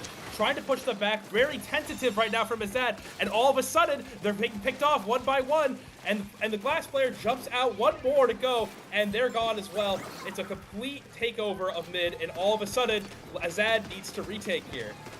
We did have an immediate cooler come out from the Pencil on the side of Azad, so they are going to go out, but they do lose 2 players very quickly, both of those S-Blasts actually, and so that makes it a lot more difficult for the shot to try and find those openings to push up. We have the Splash. I was so caught up in the double S-Blast that I didn't even notice the Brella. Well, and that Bella was very far up. You can see where that death location on the upper right-hand corner. They were very aggressive, using, again, similar to Tent, like we saw earlier in the stream. Brella is a resource sponge, and played correctly it takes a lot of attention to dislodge and to take care of a good Brella play. Yeah, and grouped up on Spine. They're starting to try to make a foothold in mid here. They're going left side. A big team fight here. They get both the kills, and all of a sudden, all of the pressure that Devil Emoji had is completely gone. Azad looking for the one on Glass. Doesn't get that. They're pushing up all of a sudden on Glass, and they can't get rid of him. He's still alive. The team is catching up. Devil Emoji has now flipped that fight on Glass, and all of a sudden, the momentum is completely flipped. Devil Emoji taking one zone, but the Pencil trying to find their way back into the fight, not able to, and just like that, Devil Emoji takes the zone, and all of a sudden, what Azad had in a foothold in mid is completely gone. Yeah, that play in the corner there from Sunless on that Brella, really, really clutch. We've got the Crab coming out here from the side of Devil Emoji. I believe that's Nika. And it ends right before the Zuka comes whirring at their face. We have the cooler out as well under the effects that is going to make the members able to go in and able to take picks or fights like those because they can just come right back. Gray with the camp, looking for a second pick, chips the Sprinkler instead, just breaking the... Oh! Oh! What? A PM from the double emoji. Oh my lord. That's that. You know what? I can tell you right now. That pause. That's the clip button right there. That's the clip button being pressed. I'm gonna see that on Blue Sky later. I'm retweeting that. I'm retweeting that. Oh my goodness, they were just standing there and the pencil just dove off the map. Well, you know what? That's one way to confirm a pick, I guess. Well, you know, it's optimal. If you jump off the map, I believe the kill timer is a little bit shorter than if you die normally, so respawn Yes, time it is. Sure, I guess so. Is it worth it at the end of the match? Wait, you're denying them the kill. You're denying them the kill. That's the most important thing. The stats don't look as good. That's a tactical play right there. That's the mental advantage you're getting by jumping off there. Here's that play in the replay from Sunless that I was mentioning when they were on glass, just really in that corner, doing really well with that Brella shield. And here is what you were mentioning. Oh, yep, there it is. There's Gray and the pencil, breaking ankles. Oh, they squid rolled off the map. That wasn't. The pen fully squid rolled off the map.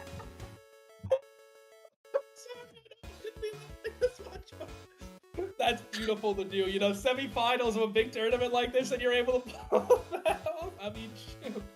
If you It's can like do they were do both that. fully engaged in that 1v1, and then Gray just went, and the pencil went whoop. Oh my god, that was man. That's why you tune into paddling pool for plays like that as we go into our second map. Oh my god. Oh my Well, we're going right into Umami. I wonder how these players are feeling after an ending like that. Gray sticking to that S blast. We're sticking with the double S blast comp here. Yep, same comps on both sides. It looked like.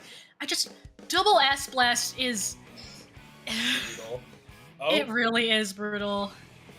We have put down to the controller by the pencil early on. Unfortunately, not being able to get to the zones quick enough. But right now they got back there though. They're playing block and they're trying to find a pick for their team. Sunless though is making it very quick, very difficult for them to get those cap shots off. They get the cooler down, but it's in no man's land now. They have to fight for the cooler back, and all of a sudden they're trying to get the cooler, but they're funneling in a little bit. We'll see right now if Azad can recover from this. Yeah, right now, Devil Emoji's in a nice place. They had that cooler out for them as well. You can see that Inkjet all the way on the top left, looking, I believe they did get one pick, looking for the second. That chip damage really helping Nika here on that snipe area, using those grates to get all the way up into the spawn of Azad needs +1. Very, very good positioning there. You can see we're all the way down to 42. We are going to see with that 2 down, though, and the Zuka coming out, we're going to see, oh, but the Booyah Bomb! Absolutely brutal placement. The members of Azad needs +1 just falling into it and going 2 down, and so now we are still seeing 20 and ticking. We've got a Booyah Bomb from one of the S+ on the side of Azad needs +1, gonna go to Dome, and that's 2 down. Can they get to zone quickly enough? And yes, they can. With that being dual zone, that pencil is easily able to neutralize one zone, and now 8 remaining, 70-point penalty, which is, I think, the highest it can go. I believe so, and all of a sudden, right now, Jasmine tries to get the Booyah Bomb out, gets the trade. The pencil looking for some chip damage, unable to find it. All of a sudden, 2 down, trying to find a pick somewhere. And on Floaty, unfortunately not able to find it. There's one more back zone. Let's see how they play it. They're going around, wrapping around right side, potentially trying to get a flank off. They get one on Spine, though. And all of a sudden, that crab is in danger. They're getting shot down. They're able to stay alive, though. Are they able to find the kill? No, they're not. They're Yes, they are. burst bombs, and they find the kill. Somehow, the crab turns that fight completely around, but gets killed. And all of a sudden, they're trying to take back ramp. Here is the Booyah Bomb onto the right zone. Never mind, it's on Spine, and they're pushing it. Spine, there's no one there. No one was pressured off, and they get one, but they trade out. No one there to kind of take the space. And all of a sudden, Devil Emoji is still holding strong onto zone.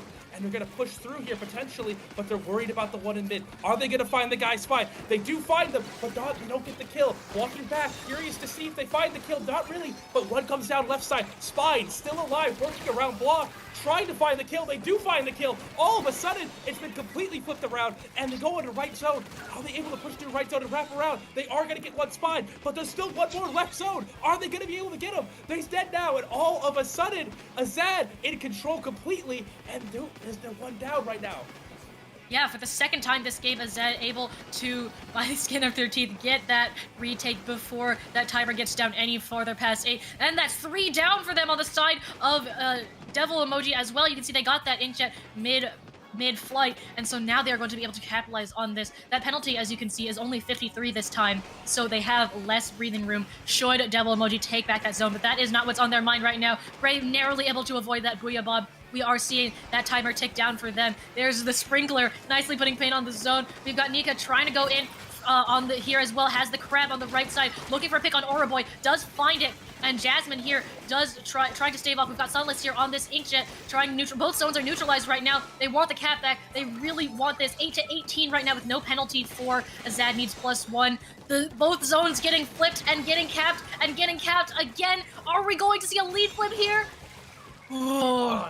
Not really, no, but there's still a 50-second penalty. There's a chance for Azad to come back. They're respawning though. They get one. They're gonna have a chance here to group up and try to find a way back on the zone. There's no pressure right now on ramp. They're gonna be able to take it completely for free. The Dome players come out, but it might be a little bit too late. But no, the Dome player dies actually, and now all of a sudden the 3v2 in favor of Azad. Azad are now pushing the right zone. They find one on Spine. Are they gonna kill him? No, they're not. They do get the kill finally, and that's 2 kills on Spine. They're gonna take the right zone. 1 more on left zone. It's the Pencil. Are they going to be able to find and kill the Pencil player? Yes, they are. There's 1 kill. Are they going to find another one on block here? They're keeping the zone. They're not getting much of a lead right now. They're not getting down that penalty is at. And all of a sudden, Devil Emoji gets the zone again. Oh my lord, so much happening in this game.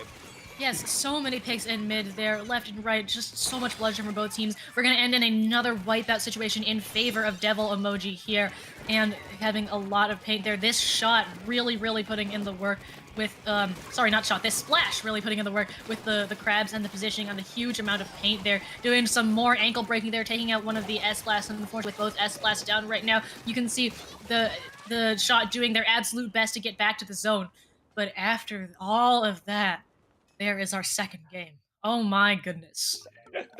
What a close game so far. Back and forth, truly. No one really has complete control of the zone, it feels like, most of the time. I feel like it's always back and forth. I feel like I'm calling it, and I see that they're going to take zone, but all of a sudden there's a clutch play on the other side, and they get a double or a triple kill, and it's immediately back in their favor. It's such an interesting match so far. Yeah, look at these specials here. Very early on in our match, we had the combination of the Crab and the Booyah just absolutely eating the members of his dad, trying to gun for that zone.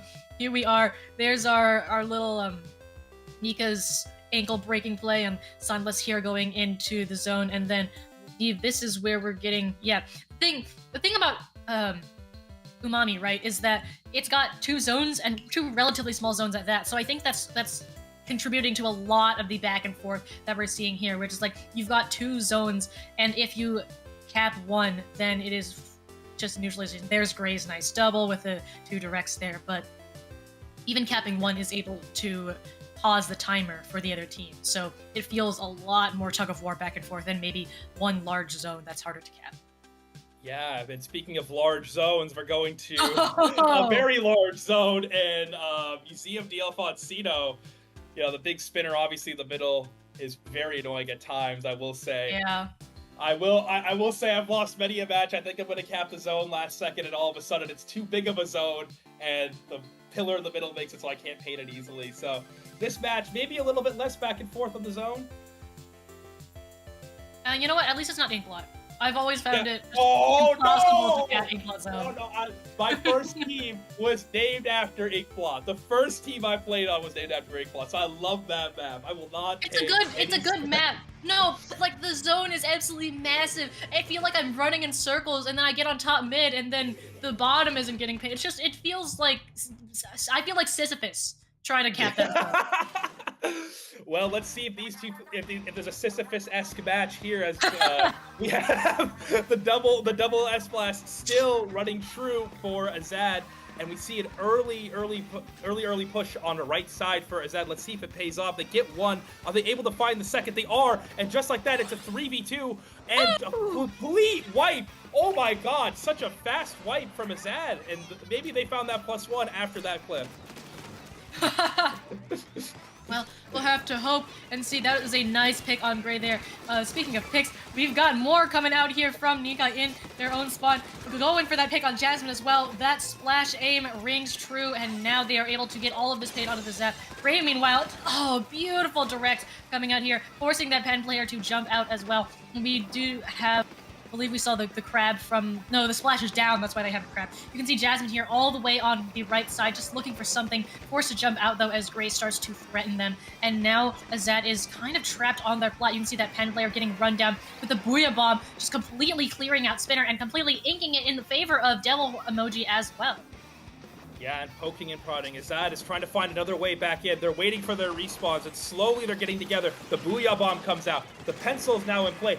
Right now, the double S-Blast threatening the Legends as much as they can, but a really good shot from the Inkjet and Sunless. And all of a sudden, that push that they have together might be falling apart slowly. Sunless now stalling out. No!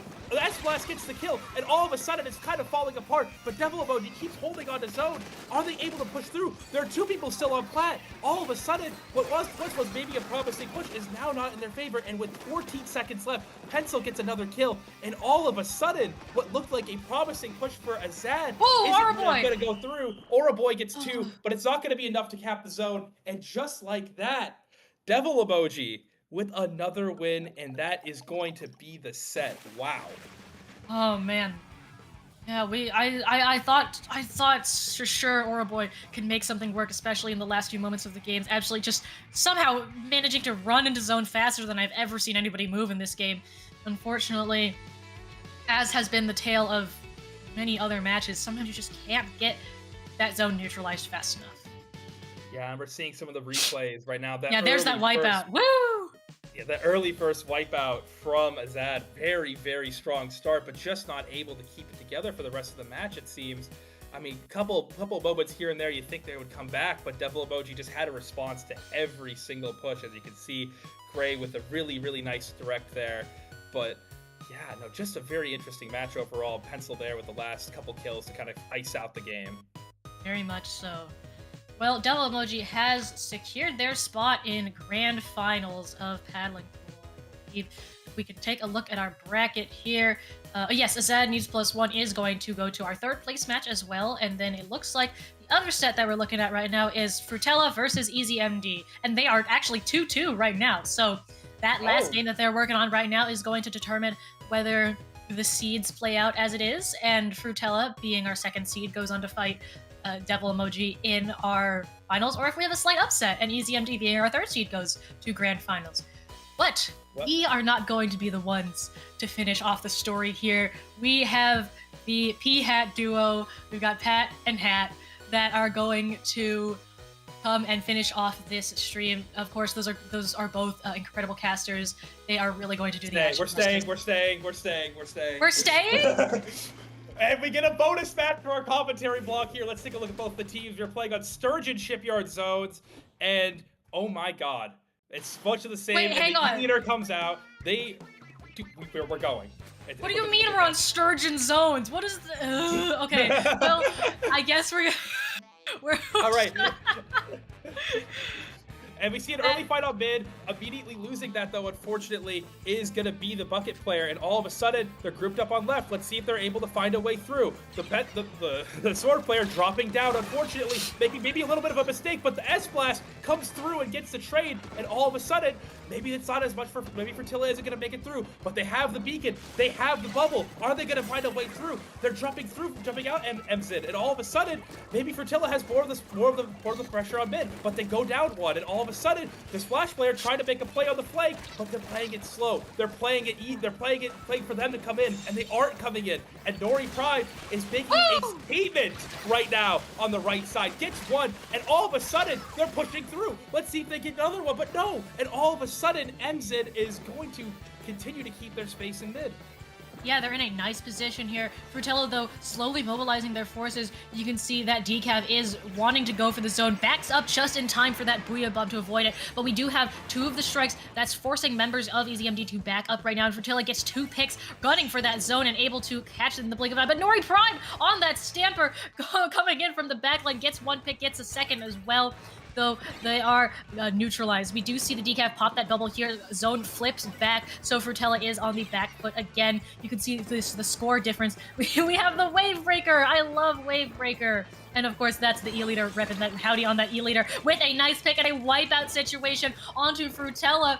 It is looking nicely in favor of EasyMD right now, and we might see this upset here. We've got Nori Prime with the Zipcaster at the ready. We have the Cooler out, and so they are in a prime position, especially having just taken out this decal to really finish out this match. That penalty is gone for them, and we are taking down to 28 and counting. A lot of scrappy fights here in the court area, though, and Howdy is forced to back off far with the combination of this Slosher and the Zuka as well. The Mine not quite able to save them. Here is the Zip coming in, though, and the Booyah! Let's see how these specials stack up.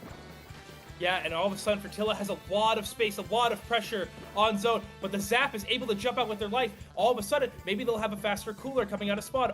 And now the leader trying to find one kill, mimicking Samurai perhaps, trying to find that form he had in SWS. Oh, and just like that, hits a crazy shot in pit, and we're gonna see more pressure going into mid. The bubble is not able to keep out for EasyMD. They're looking for the bubble, but nobody is there, and they're looking down at mid. Maybe potentially gonna be able to get rid of that crab. Are they gonna be able to? The sword player goes down. They're not able to get rid of it, and all of a sudden, the leader player maybe misses a couple shots there, not able to get more pressure, and they have to reset. They're still playing for pit though. They're still trying to find a way in. The Booyah Bomb will go down, and all of a sudden, all of the pressure goes onto zone. And the S-Blast trying to find a kill, but they're backing off. They're not giving it to them easily. And now a fight in Fight Club, and the 1v1 goes in favor of the S-Blast. But Fertilla still able to hold the zone, and just like that, they're going to be ticking down the clock even more. That leader being the only one left alive, trying to put out the Wavebreaker for anything, something, anything, but going down, the jump going down as well. That's 2 more down. Kiki trying to get into that zone, but no dice. And there is our set for Frutella. They have punched their ticket to Grand Finals, and it looks like our seeding rings true. Yeah, we always cheer for the upset, but unfortunately unable to get it done. A good fight for both teams, though. Very, very much a very good set. Oh my god. Jesus, I am pooped. I will say that much. Absolutely huge. Here's that Zip from Nori Prime that we thought, we hoped was going places, but was able to get taken out. You can see this was in the first minute or so of our match, where ZMD had already racked down that timer to 58 and counting. Closer into our match, this is where there is the wipeout situation that was on Frutella. Again, they had a very strong hold for a lot of this game, but I think Frutella really was just able to lock in that last minute or so and get the wipe situation right as it counted when they didn't have any penalty left. That 3-down situation with the leader being the only one left and no penalty on their side, very, very good. Yeah, just an excellent match played from both sides, and just, oh my god, I'm sorry. All the energy is out of me at this point. All right, so now that we've borne witness to that wonderful Game 5, we are going to toss things over to the fat duo, Pat and Hat. That's how it's pronounced. And again, both wonderful casters. But before we go, Yoshi, where can the wonderful people in the audience find you on the internet? They can find me at Low Tier Yoshi on Blue Sky. You can find me trolling a bunch of people, essentially. You might have heard me on the podcast recently. Popgun notoriously dodging the question of whether or not it's better to be bald while playing this game, but you'll find me on Blue Sky. That's the primary place to find me. And yeah, where can they find you? You can find me on Blue Sky as well, down there, cater.inkling.social, where I post art and do other things like this. And you can also find me on the Nintendo's NA League show, where I did some trivia on there with some other fellow casters and tournament organizers from the lovely Splatoon scene. So, thank you all so much for tuning in. We've got Grand Finals coming right up with the Fat Duo. We're going to switch those mics, take a short break, and set that up. Stay tuned.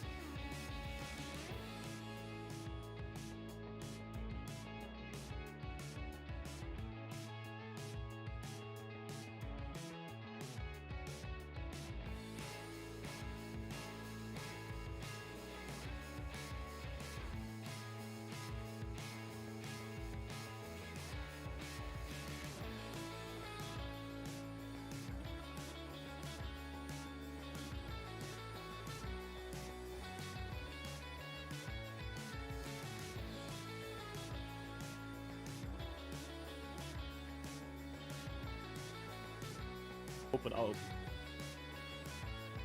And welcome everybody, welcome back. It is now time for the finals of this golden paddling pool hat. How are you tonight? Are you ready to crown a new golden champion? I am ready as much as I can be. Episode 340 of Paddling Pool, and I am hyped. We casted a little earlier last weekend, and I'm super happy to cast with you again. But in this golden paddling pool, we're gonna go straight off to Frutella against Devil Emoji. If you look at the team members, Devil Emoji is comprised of Yeti, Argo, Noah, and Gray, and Frutella, we all know Frutella at this point. Crowny, Aaron, Phoenix, Punchy, and Yellow Shy Guy, and I'm very stoked to see what's going on. We're going to start straight up on Mahi Mai Resort. Now, when we were casting in the zone, we were talking about this map and how it creates an interesting dynamic for teams who play slow compared to teams who play fast. So I'm wondering how these two teams are going to do this, because I'm pretty sure both of these teams start out reasonably fast. I mean, reasonably fast, but one team is bringing a Sorel Umbrella to the fight, which will allow them to simply run at the opponent and try to stall them during that fight. We'll see if that helps them go through. Right there, that's already a splat on the opponent's bucket, which should allow... Oh, whoa! Evil Face is coming in very strong. Punchy in a crab is forced to roll away. Has it's full control for Orange Hat. Yeah, Devil Emoji doing a great job getting that first zone and getting the opposing team Frutella back in their base. They're stuck. Did I just see a crazy blaster shot from Gray, or am I tripping? Because I think I just saw something incredibly stupid here. But Devil Emoji still holding Frutella back in their base. Yep. Seems like nothing that they can do. They have activated the crab tank. They're now pushing forward. We see the Decapitator coming in, fighting against Gray. Can they get the splat? That is so important. No, they can't. They did get the zone though, Pat, so they did apply a 48 tick penalty now. Yeah, they applied that penalty and they managed to sneak behind. Punchy is behind everybody. They do not know yet that Punchy is behind them. That's a punish on the crab and on the pencil. Beautiful shark by Punchy, taking their time to make sure they can get behind everybody and punish. Nice way to come back for Frutella, and it's their turn. It's Punchy's turn to have the crab in the absolutely aggro position. Very good crab from Punchy indeed, holding off Devil Emoji, trying to stall as long as they can because they really need those points. They are at 38. It's the lead score right now. They're only at 60 and counting. We see Blue coming out from Gray. It will be enough to neutralize the zone probably. But can they capitalize with the crab tank? Yes, they can. Although it was a bit occupied with fighting Punchy, they did manage to get the splats. 3 players down on the side of Frutella here, Pat. As Frutella, they seem to be struggling right now. Yeah, they managed to get 50 points, but they didn't manage to restop Evil from coming back, from getting a lot of control. And right now, Frutella is forced to wait, and was it they didn't see Gray under the ledge, ready to punish them right now. No penalty on the Devil, but they lost 3 players. Frutella able to get back onto the map in control, and right now it's Punchy trying to find the good vantage point to activate the crab tank, dodging a few bombs here and there, and able to activate it but forced to drop. Oh, well, never mind, drop it doesn't really hit them. Frutella, they're gonna score more points now. Definitely gonna score a lot of points. See the crab tank coming out from Devil's side though. Can it be enough to neutralize the zone? The lead is not that far off. It's only 25 to 35. They can get the lead if they can hold it there for long enough with a lot of orange paint on that zone here. No, it's 25 to 26. 4 players alive on the side of Frutella though. They have to capture that zone. 3 players down on the side of Devil Emoji. That's a lead swap to be sure. That is now the control is now in the hands of Frutella. They have only 12 ticks remaining until a KO. Devil Emoji doing everything they can with the buoy bomb to try and capture that zone. But a tri-strike is going to make quick work of that. And I don't think there's any more specials left. They have it neutralized and 2 players down. This is an opportunity to capture the zone here, Pat. And they do. It's not yet over for Frutella. And a wipe out to boot. Devil Emoji has to work it out for them with this long defense. Devil, they have the timing. They know exactly when they absolutely need to push in and paint the zone. Just 2 small points is what separated Frutella from a KO. But right now, Devil, they're done with their penalty. Oh wait, they lost 2 players And here comes the strikes on the zone. Futela able to maintain their advantage, able to maintain their lead going into the last minute. Right now, Devil, they're struggling to stay in mid. They're very much trying to find a way in. They use the Tacticooler in hopes that it will assist them. But we see Fertella, we see them standing ready, we see them looking at the players. Already the Splash-O-Matic went down, so did the Pencil. Splash-O-Matic went down on the side of Fertella too. But how much will that matter as Devil and Emoji lost most of their firepower. Gray got a beautiful splat. And now with the Blue Bomb and the Crab Tank, they can able to capture the zone. But they don't even need a special to capture that zone. Decapitator flanking, but Gray make quick work of them again. 2 players down on the side of Fertella here, Pat. This looks like it might start a comeback. They still have 20 ticks of penalty to go through, but it's definitely not over! As Gray gets splatted in a very, very embarrassing way. Yeah, but the rest of Devil is firmly on the zone. Penalties about to be done again, but they need to paint over these strikes, otherwise it will be for nothing. But Futela, thanks to that bubbler, are able to retake control of the zone. Just 15 seconds left, and right now it looks like Futela is going to get game number 1. With more splats incoming, yep, that's going to be the game. Very, very good. No! Oh, I was about to say, did you jinx it for them? But luckily, you did not. But look at how these two teams are fighting fast. This was not a... It was a fairly close fight, in my opinion. It was not far off from each other. I think Futela had a very good second holding, allowing them to get the lead with a good wipeout too. So strong defense from Futela. I think the second half, they definitely peaked compared to the first one. But these two teams are very well matched with each other. I mean, we see a back and forth, we see battle for control, we see surprises from each side able to get behind their opponent, go into positions that are not expected and make the best of them. It was very much a game of position, of coordination, of attention between these two teams, and I mean, it's faring pretty well for the rest of this tournament, for the rest of this set right now. That's 1-0 for Futela. We have still 4 more games to play potentially, and we're gonna go right in the next one. That's going to be Urchin Underpass. I think this is going to be great. Urchin Underpass. It's not for the memories for me, because, you know, I will forever talk about how much I love my Splatoon memories. It's also the fact that this zone is so incredibly small, creating such an interesting dynamic in that midpoint for capturing, and especially how heavy these two teams are with spamming subs, and especially spamming crabs, booty bombs, and tri-strikes. This zone is going to go back and forth, back and forth, back and forth. I think we'll be at the upper levels of the scoreboard, I think, for a little while, though. I think it will be the first half. We'll be sitting above 50, I think. Unless Futela or Devil can get some crazy hold again. I think we'll be struggling to get past the 50 mark. I mean, we're about to know. One thing I've noticed about this map is how dangerous it is. You have players coming in and very much fighting at very, very close range. These fights, they can go either way, and once a team wins that first fight, they can push forward ahead of the zone, get a lot of ground, slow down things a lot. And yeah, like you can easily see a long fight next to the zone, as you say, and then one team takes control and it's so hard to come back. But let's see what's gonna happen, which of these teams is going to get the upper hand. And no change in comp on the side of Devil. Meanwhile, Futela, the team that won game number 1, made the adjustment for this map. It's the red Dapples. We love the Dapples here. And yeah, these Dapples have been very popular for this map mode.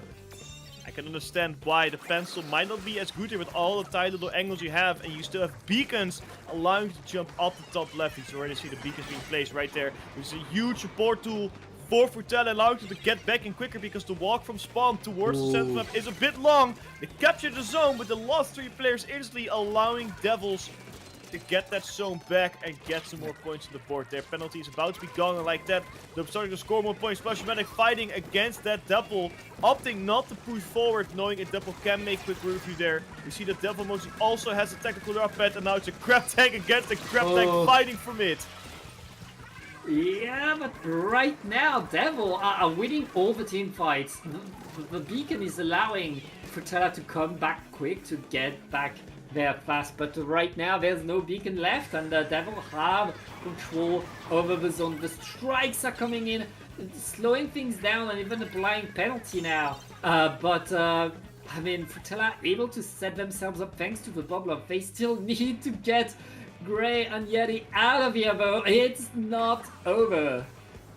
Definitely not over. Frutella still has some fight left into them, but they're not in control of the zone, and they're still at 95. And like I predicted, Devil's Emoji is already at 35. They captured that zone. They're making quick work of the penalty because it's basically nothing. And now they're going to score for points again. We see a Tacticooler on the side of Devil Emoji though, which will help them push forward at just despawn. So I think only maybe one player grabbed in the middle. I'm not sure.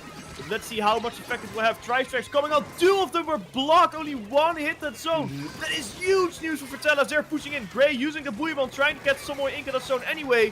But Frutella really says no, and they're holding on to as long as they can. They did finally lose it with the help of the Tacticooler on the side of Devil Emoji. But I think Frutella scored some decent points. It's not yet enough. But Pat, we saw game 1. Frutella was losing until they were not. Yeah, and I mean, right there, Devil, they used a lot of resources to take the zone, which is going to allow Frutella to get back on there when they get their specials. And here you go. They repaint that zone, they take control, and Devil, they don't have beacons. Their mistakes cost them much as the game is going on right now. It's very much on Devil to get back onto the zone, because pretty quickly the lead is going to swap. Lead will be swapping soon indeed, but Devil Emoji can still make a comeback. 2 players are down on the side of Frutella using Tri-Strikes to defense, but Devil's Emoji break to push in Tri-Strikes off their own to capture that zone. I believe there will be enough. Yes, it will. 35 to 37. It's a close call yet again. However, if we look at my resort, it did go down a very similar path, so Devil's Emoji have to watch out and not make the same mistake again. Beautiful splat by the Crab Tank. Looking at another players, can they connect another splat to them? No, they can't. We see the pencil going down as well, fighting a Dapple. No Tacticooler on this fight. 3 players down on the side of Devil Emoji. Only Gray alive, fighting Punchy. And now we can fight the whole team. That's a beautiful splat of Banana. But after that, opts to jump back to spawn for safety. Beautiful recapture by Frutella Pet. The question is now, how long can they keep it for? Yeah, especially since Gray has the Booyah Bomb already. That Booyah Bomb is going to repaint the zone right now. Frutella hemorrhaging players. It is pretty hard for them to stay here as Devil are pushing in, getting more and more splats and setting themselves above that zone. Now, Frutella already coming back in there, but they don't have much time. There's no penalty on Devil. They need to paint the zone now, Hat. They have to go in quickly. Only 9 ticks left on the side of Devil Emoji to get the KO. We see Tri-Strikes coming out, but it was not enough. Devil Emoji, I believe, in their... No, not even their own pick. In Frutella's pick, takes game number 2. And like I said, it was a close match again. Frutella definitely was a little bit better here. I think the pencil did help at fighting against a Dapple dude. I don't think it's as strong. Fighting a pencil. Nice little fist bump from Gray too. I think Gray definitely deserved that one there. Beautiful splats all around. But well done to Devil Emoji. It was a battle of dynamic, Hat, because at some point Devil Emoji were able to break the beacons, deny Frutella the opportunity to jump back in and get into the fight faster. On the other hand, Frutella really needed to splat the U on the pencil, who was providing these super jumps for Devil. They didn't manage to get U, which means Devil had the beacons for free and were able to play the rest of the game without having to lay down beacons, which means Frutella lost a lot of time, didn't get the return on interest that they were wishing to get, which means Devil gets game number 2. We are now tied in the score 1-1 between these two teams going into the next game. I mean, it's going to be back and forth. It's very much who has the best surprise little strategy adjustment for the next map that's going to decide everything. Yes, and Barnacle on Time will definitely introduce some surprise elements. It's a very open map, and I think you can also have one off pick here, and you can make work of it. We see a lot of teams running some very oddball weapons on this map mode, especially due to the size of that zone. Let's see if you get one. I see a Brella coming out on the side of Devil Emoji. No Brella on the side of Frutella, though they are running the Decaf and the Slusher again, so they're going back to some more comfortable weapons. Also, the pencil back in rotation, just as we like to see it. The pencil, of course, being, I think, the strongest weapon in Splatoon right now. Definitely a meta pick. Beautiful opening from Devil's Emoji, but Frutella retaliates and gets 2 splats quicker and takes that zone right out of their hand. That's another splat on the side of Frutella, and now I believe that's a delayed wipe on Devil's Emoji, as Frutella is getting some decent points on the board, but the zone is not neutralized splat, and I think Devil's Emoji wants to capture it.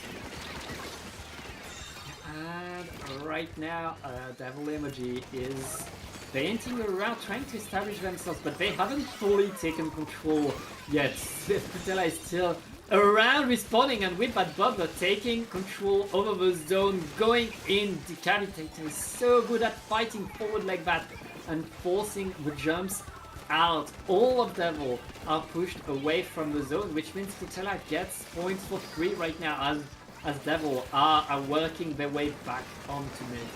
They have to get in quickly though, because the scoreboard is only going down and down. 58, the current lead score. I think Devil Emoji has a lot of potential to capture that zone here, and they do. Big grab tank on the sidelines. A little surprising them in there. You don't expect a grab tank to be on that side of the map. And now it's time for Devil Emoji to set up their defense. They have to get a lot of paint on the map to make sure Frutella cannot get in.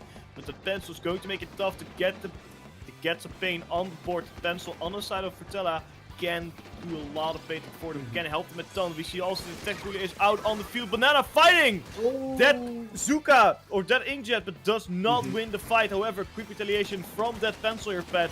The lead has to swap to Devil Emoji. The nice 38 and counting score, but Devil of Frutella is now going in with a double splat on the Slosher.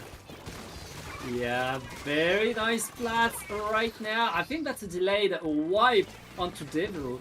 And Frutella suddenly, they have a lot of space, they have a lot of time, and they don't have much penalty left. They're scoring points again at.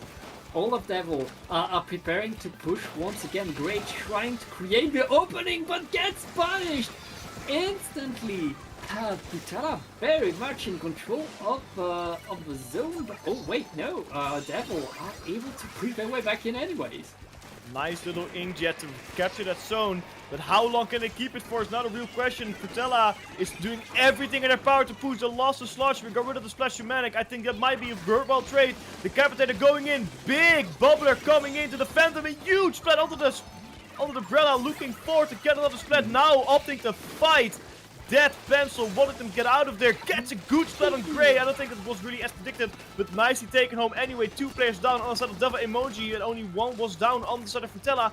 But I feel like they're slow on the push. They're slow on getting its zone painted yellow. They finally have it painted in their color, but everyone from Devil Emoji over the respawn is fighting back into the zone, and they lost the Slusher on their own. Frutella, nice defense, a very tough battle, fighting a Booyah Bomb and a Bazooka and an Inkjet. I don't think it's gonna happen here, Pat. 2 players down again. Frutella now struggling so much in the defense and the retakes here. It is non-stop action. They are not stopping, and now with a crab tank deployed so far ahead, Punchy crabbing to the side is going to try to open up the way for the team, but Gray is behind. Gray has established themselves right behind everybody, and right now Frutella, I mean, they're back to the wall. They need to go in, but it's too late. Can the strikes stop the zone? The strikes are able to neutralize, but neutralize is not enough with a delayed wipe. Devil are going to get game number 3. We are now on match point. Big game for Devil Emoji, and that's exactly what they needed and what they wanted. Frutella struggling so much getting back in, and when they got back in and captured that zone, struggling so much on the defense. I don't know what is going on right there in the team. I think there's some struggling. They're playing a little bit messy too. I feel like the team play is just not there anymore, not compared to game 1 and game number 2. I think they're panicking a little bit, Pat. I think they're panicking because they know it's match point status. They had to rush in every single time because how fast Devil got back into the defensive positions. I think they're struggling because this is a tough battle they have to face right now. I don't think so. You don't? Here's what I think. Frutella, they've been in finals of a tournament before. They've been behind before. They know that situation. They've had comebacks, so many comebacks in the past, including in finals.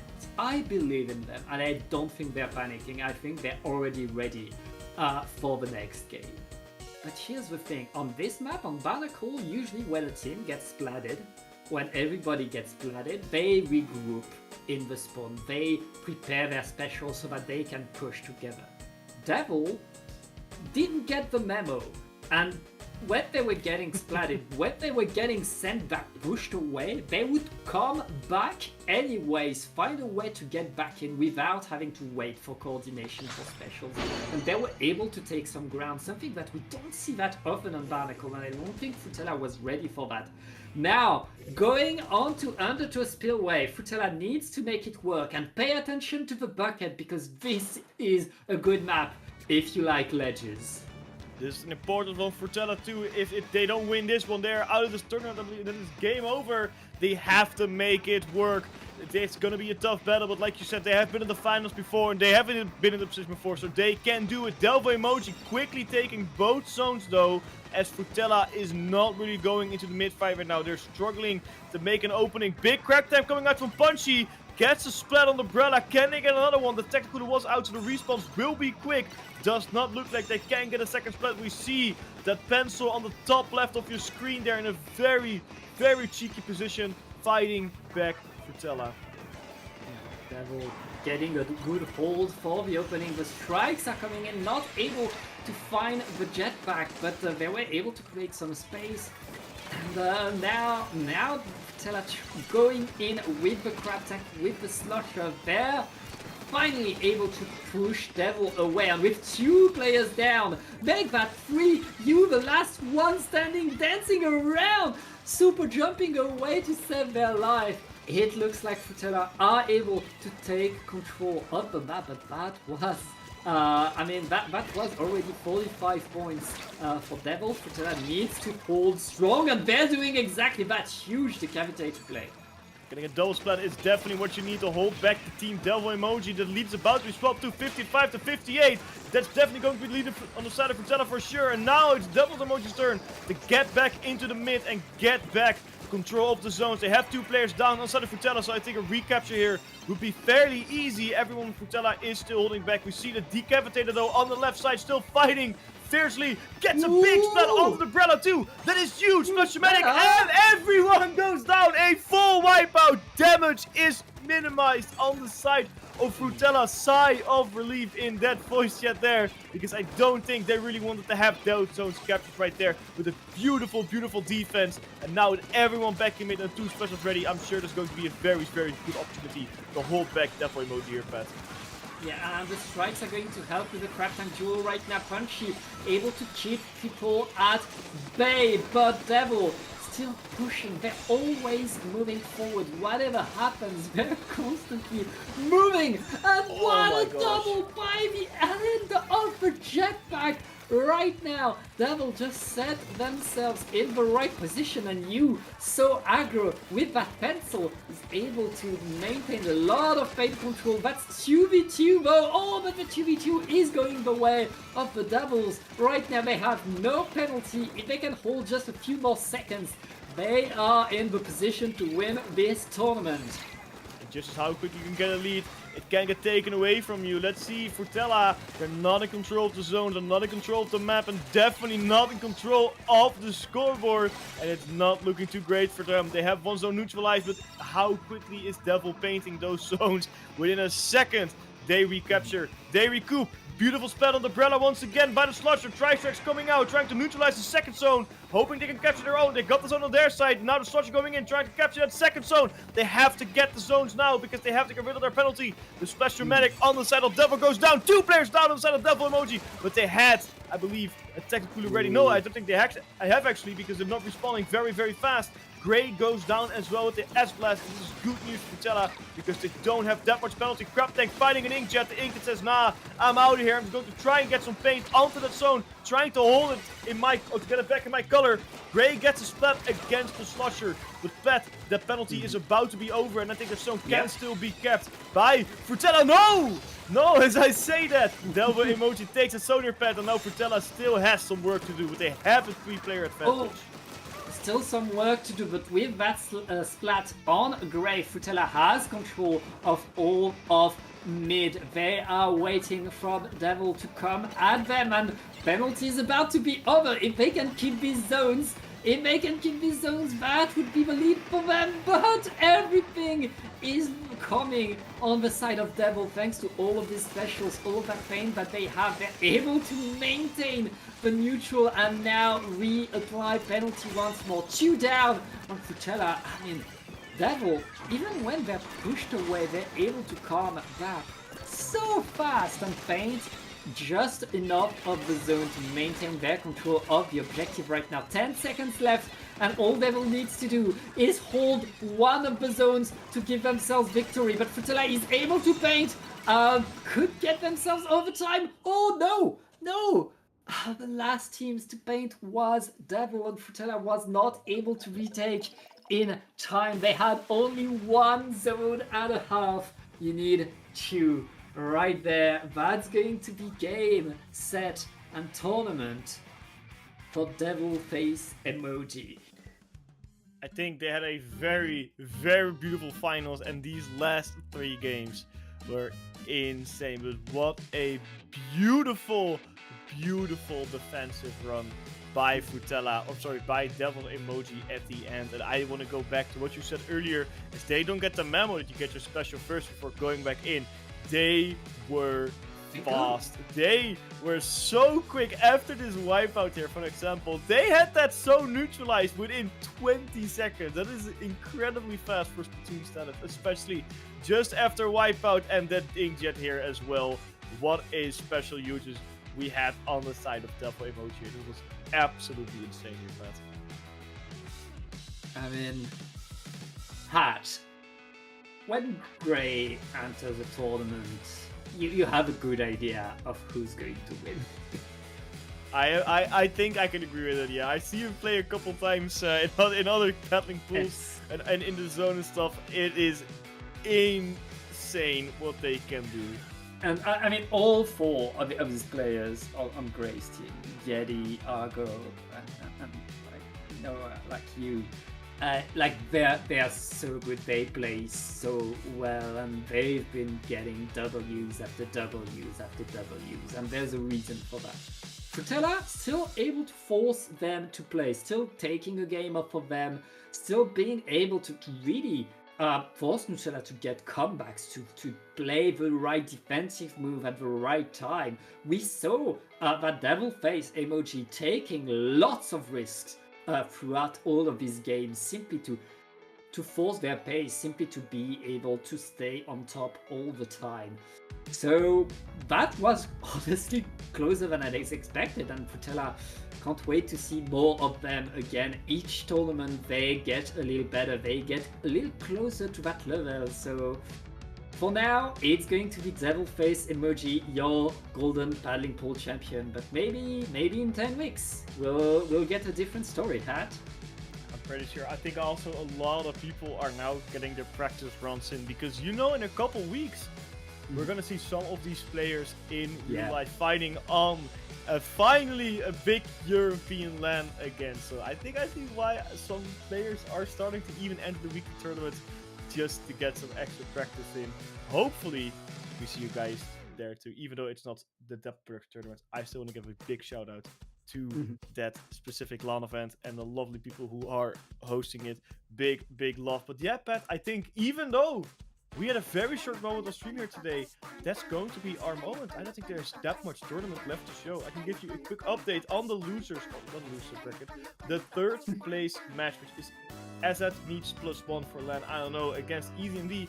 And that's now 2-2 and the final game on Barnacle and Dime. So keep your eyes on the bracket. You can do exclamation mark bracket in chat to get your eyes and see who is going to get the third place in this battling pool. But before we go, Pat, I have to ask you something. Where can we find you on the internet? Yeah. Right down below. I see. Yeah. How about you, Hat?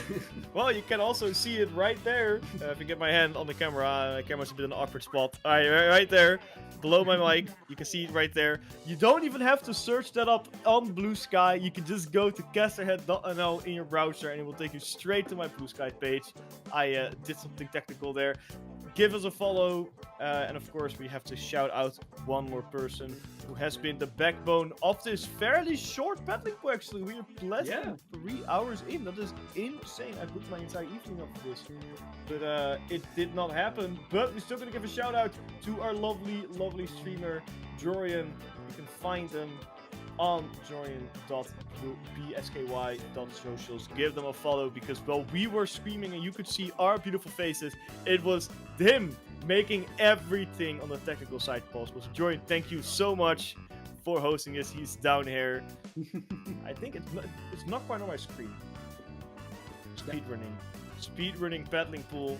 Any percent battling pool. What's the fastest one we got? I think this might be the fastest one. Yeah, well, let's get right to the raid. Thank you so much for watching. We'll see you in the next one. Bye-bye!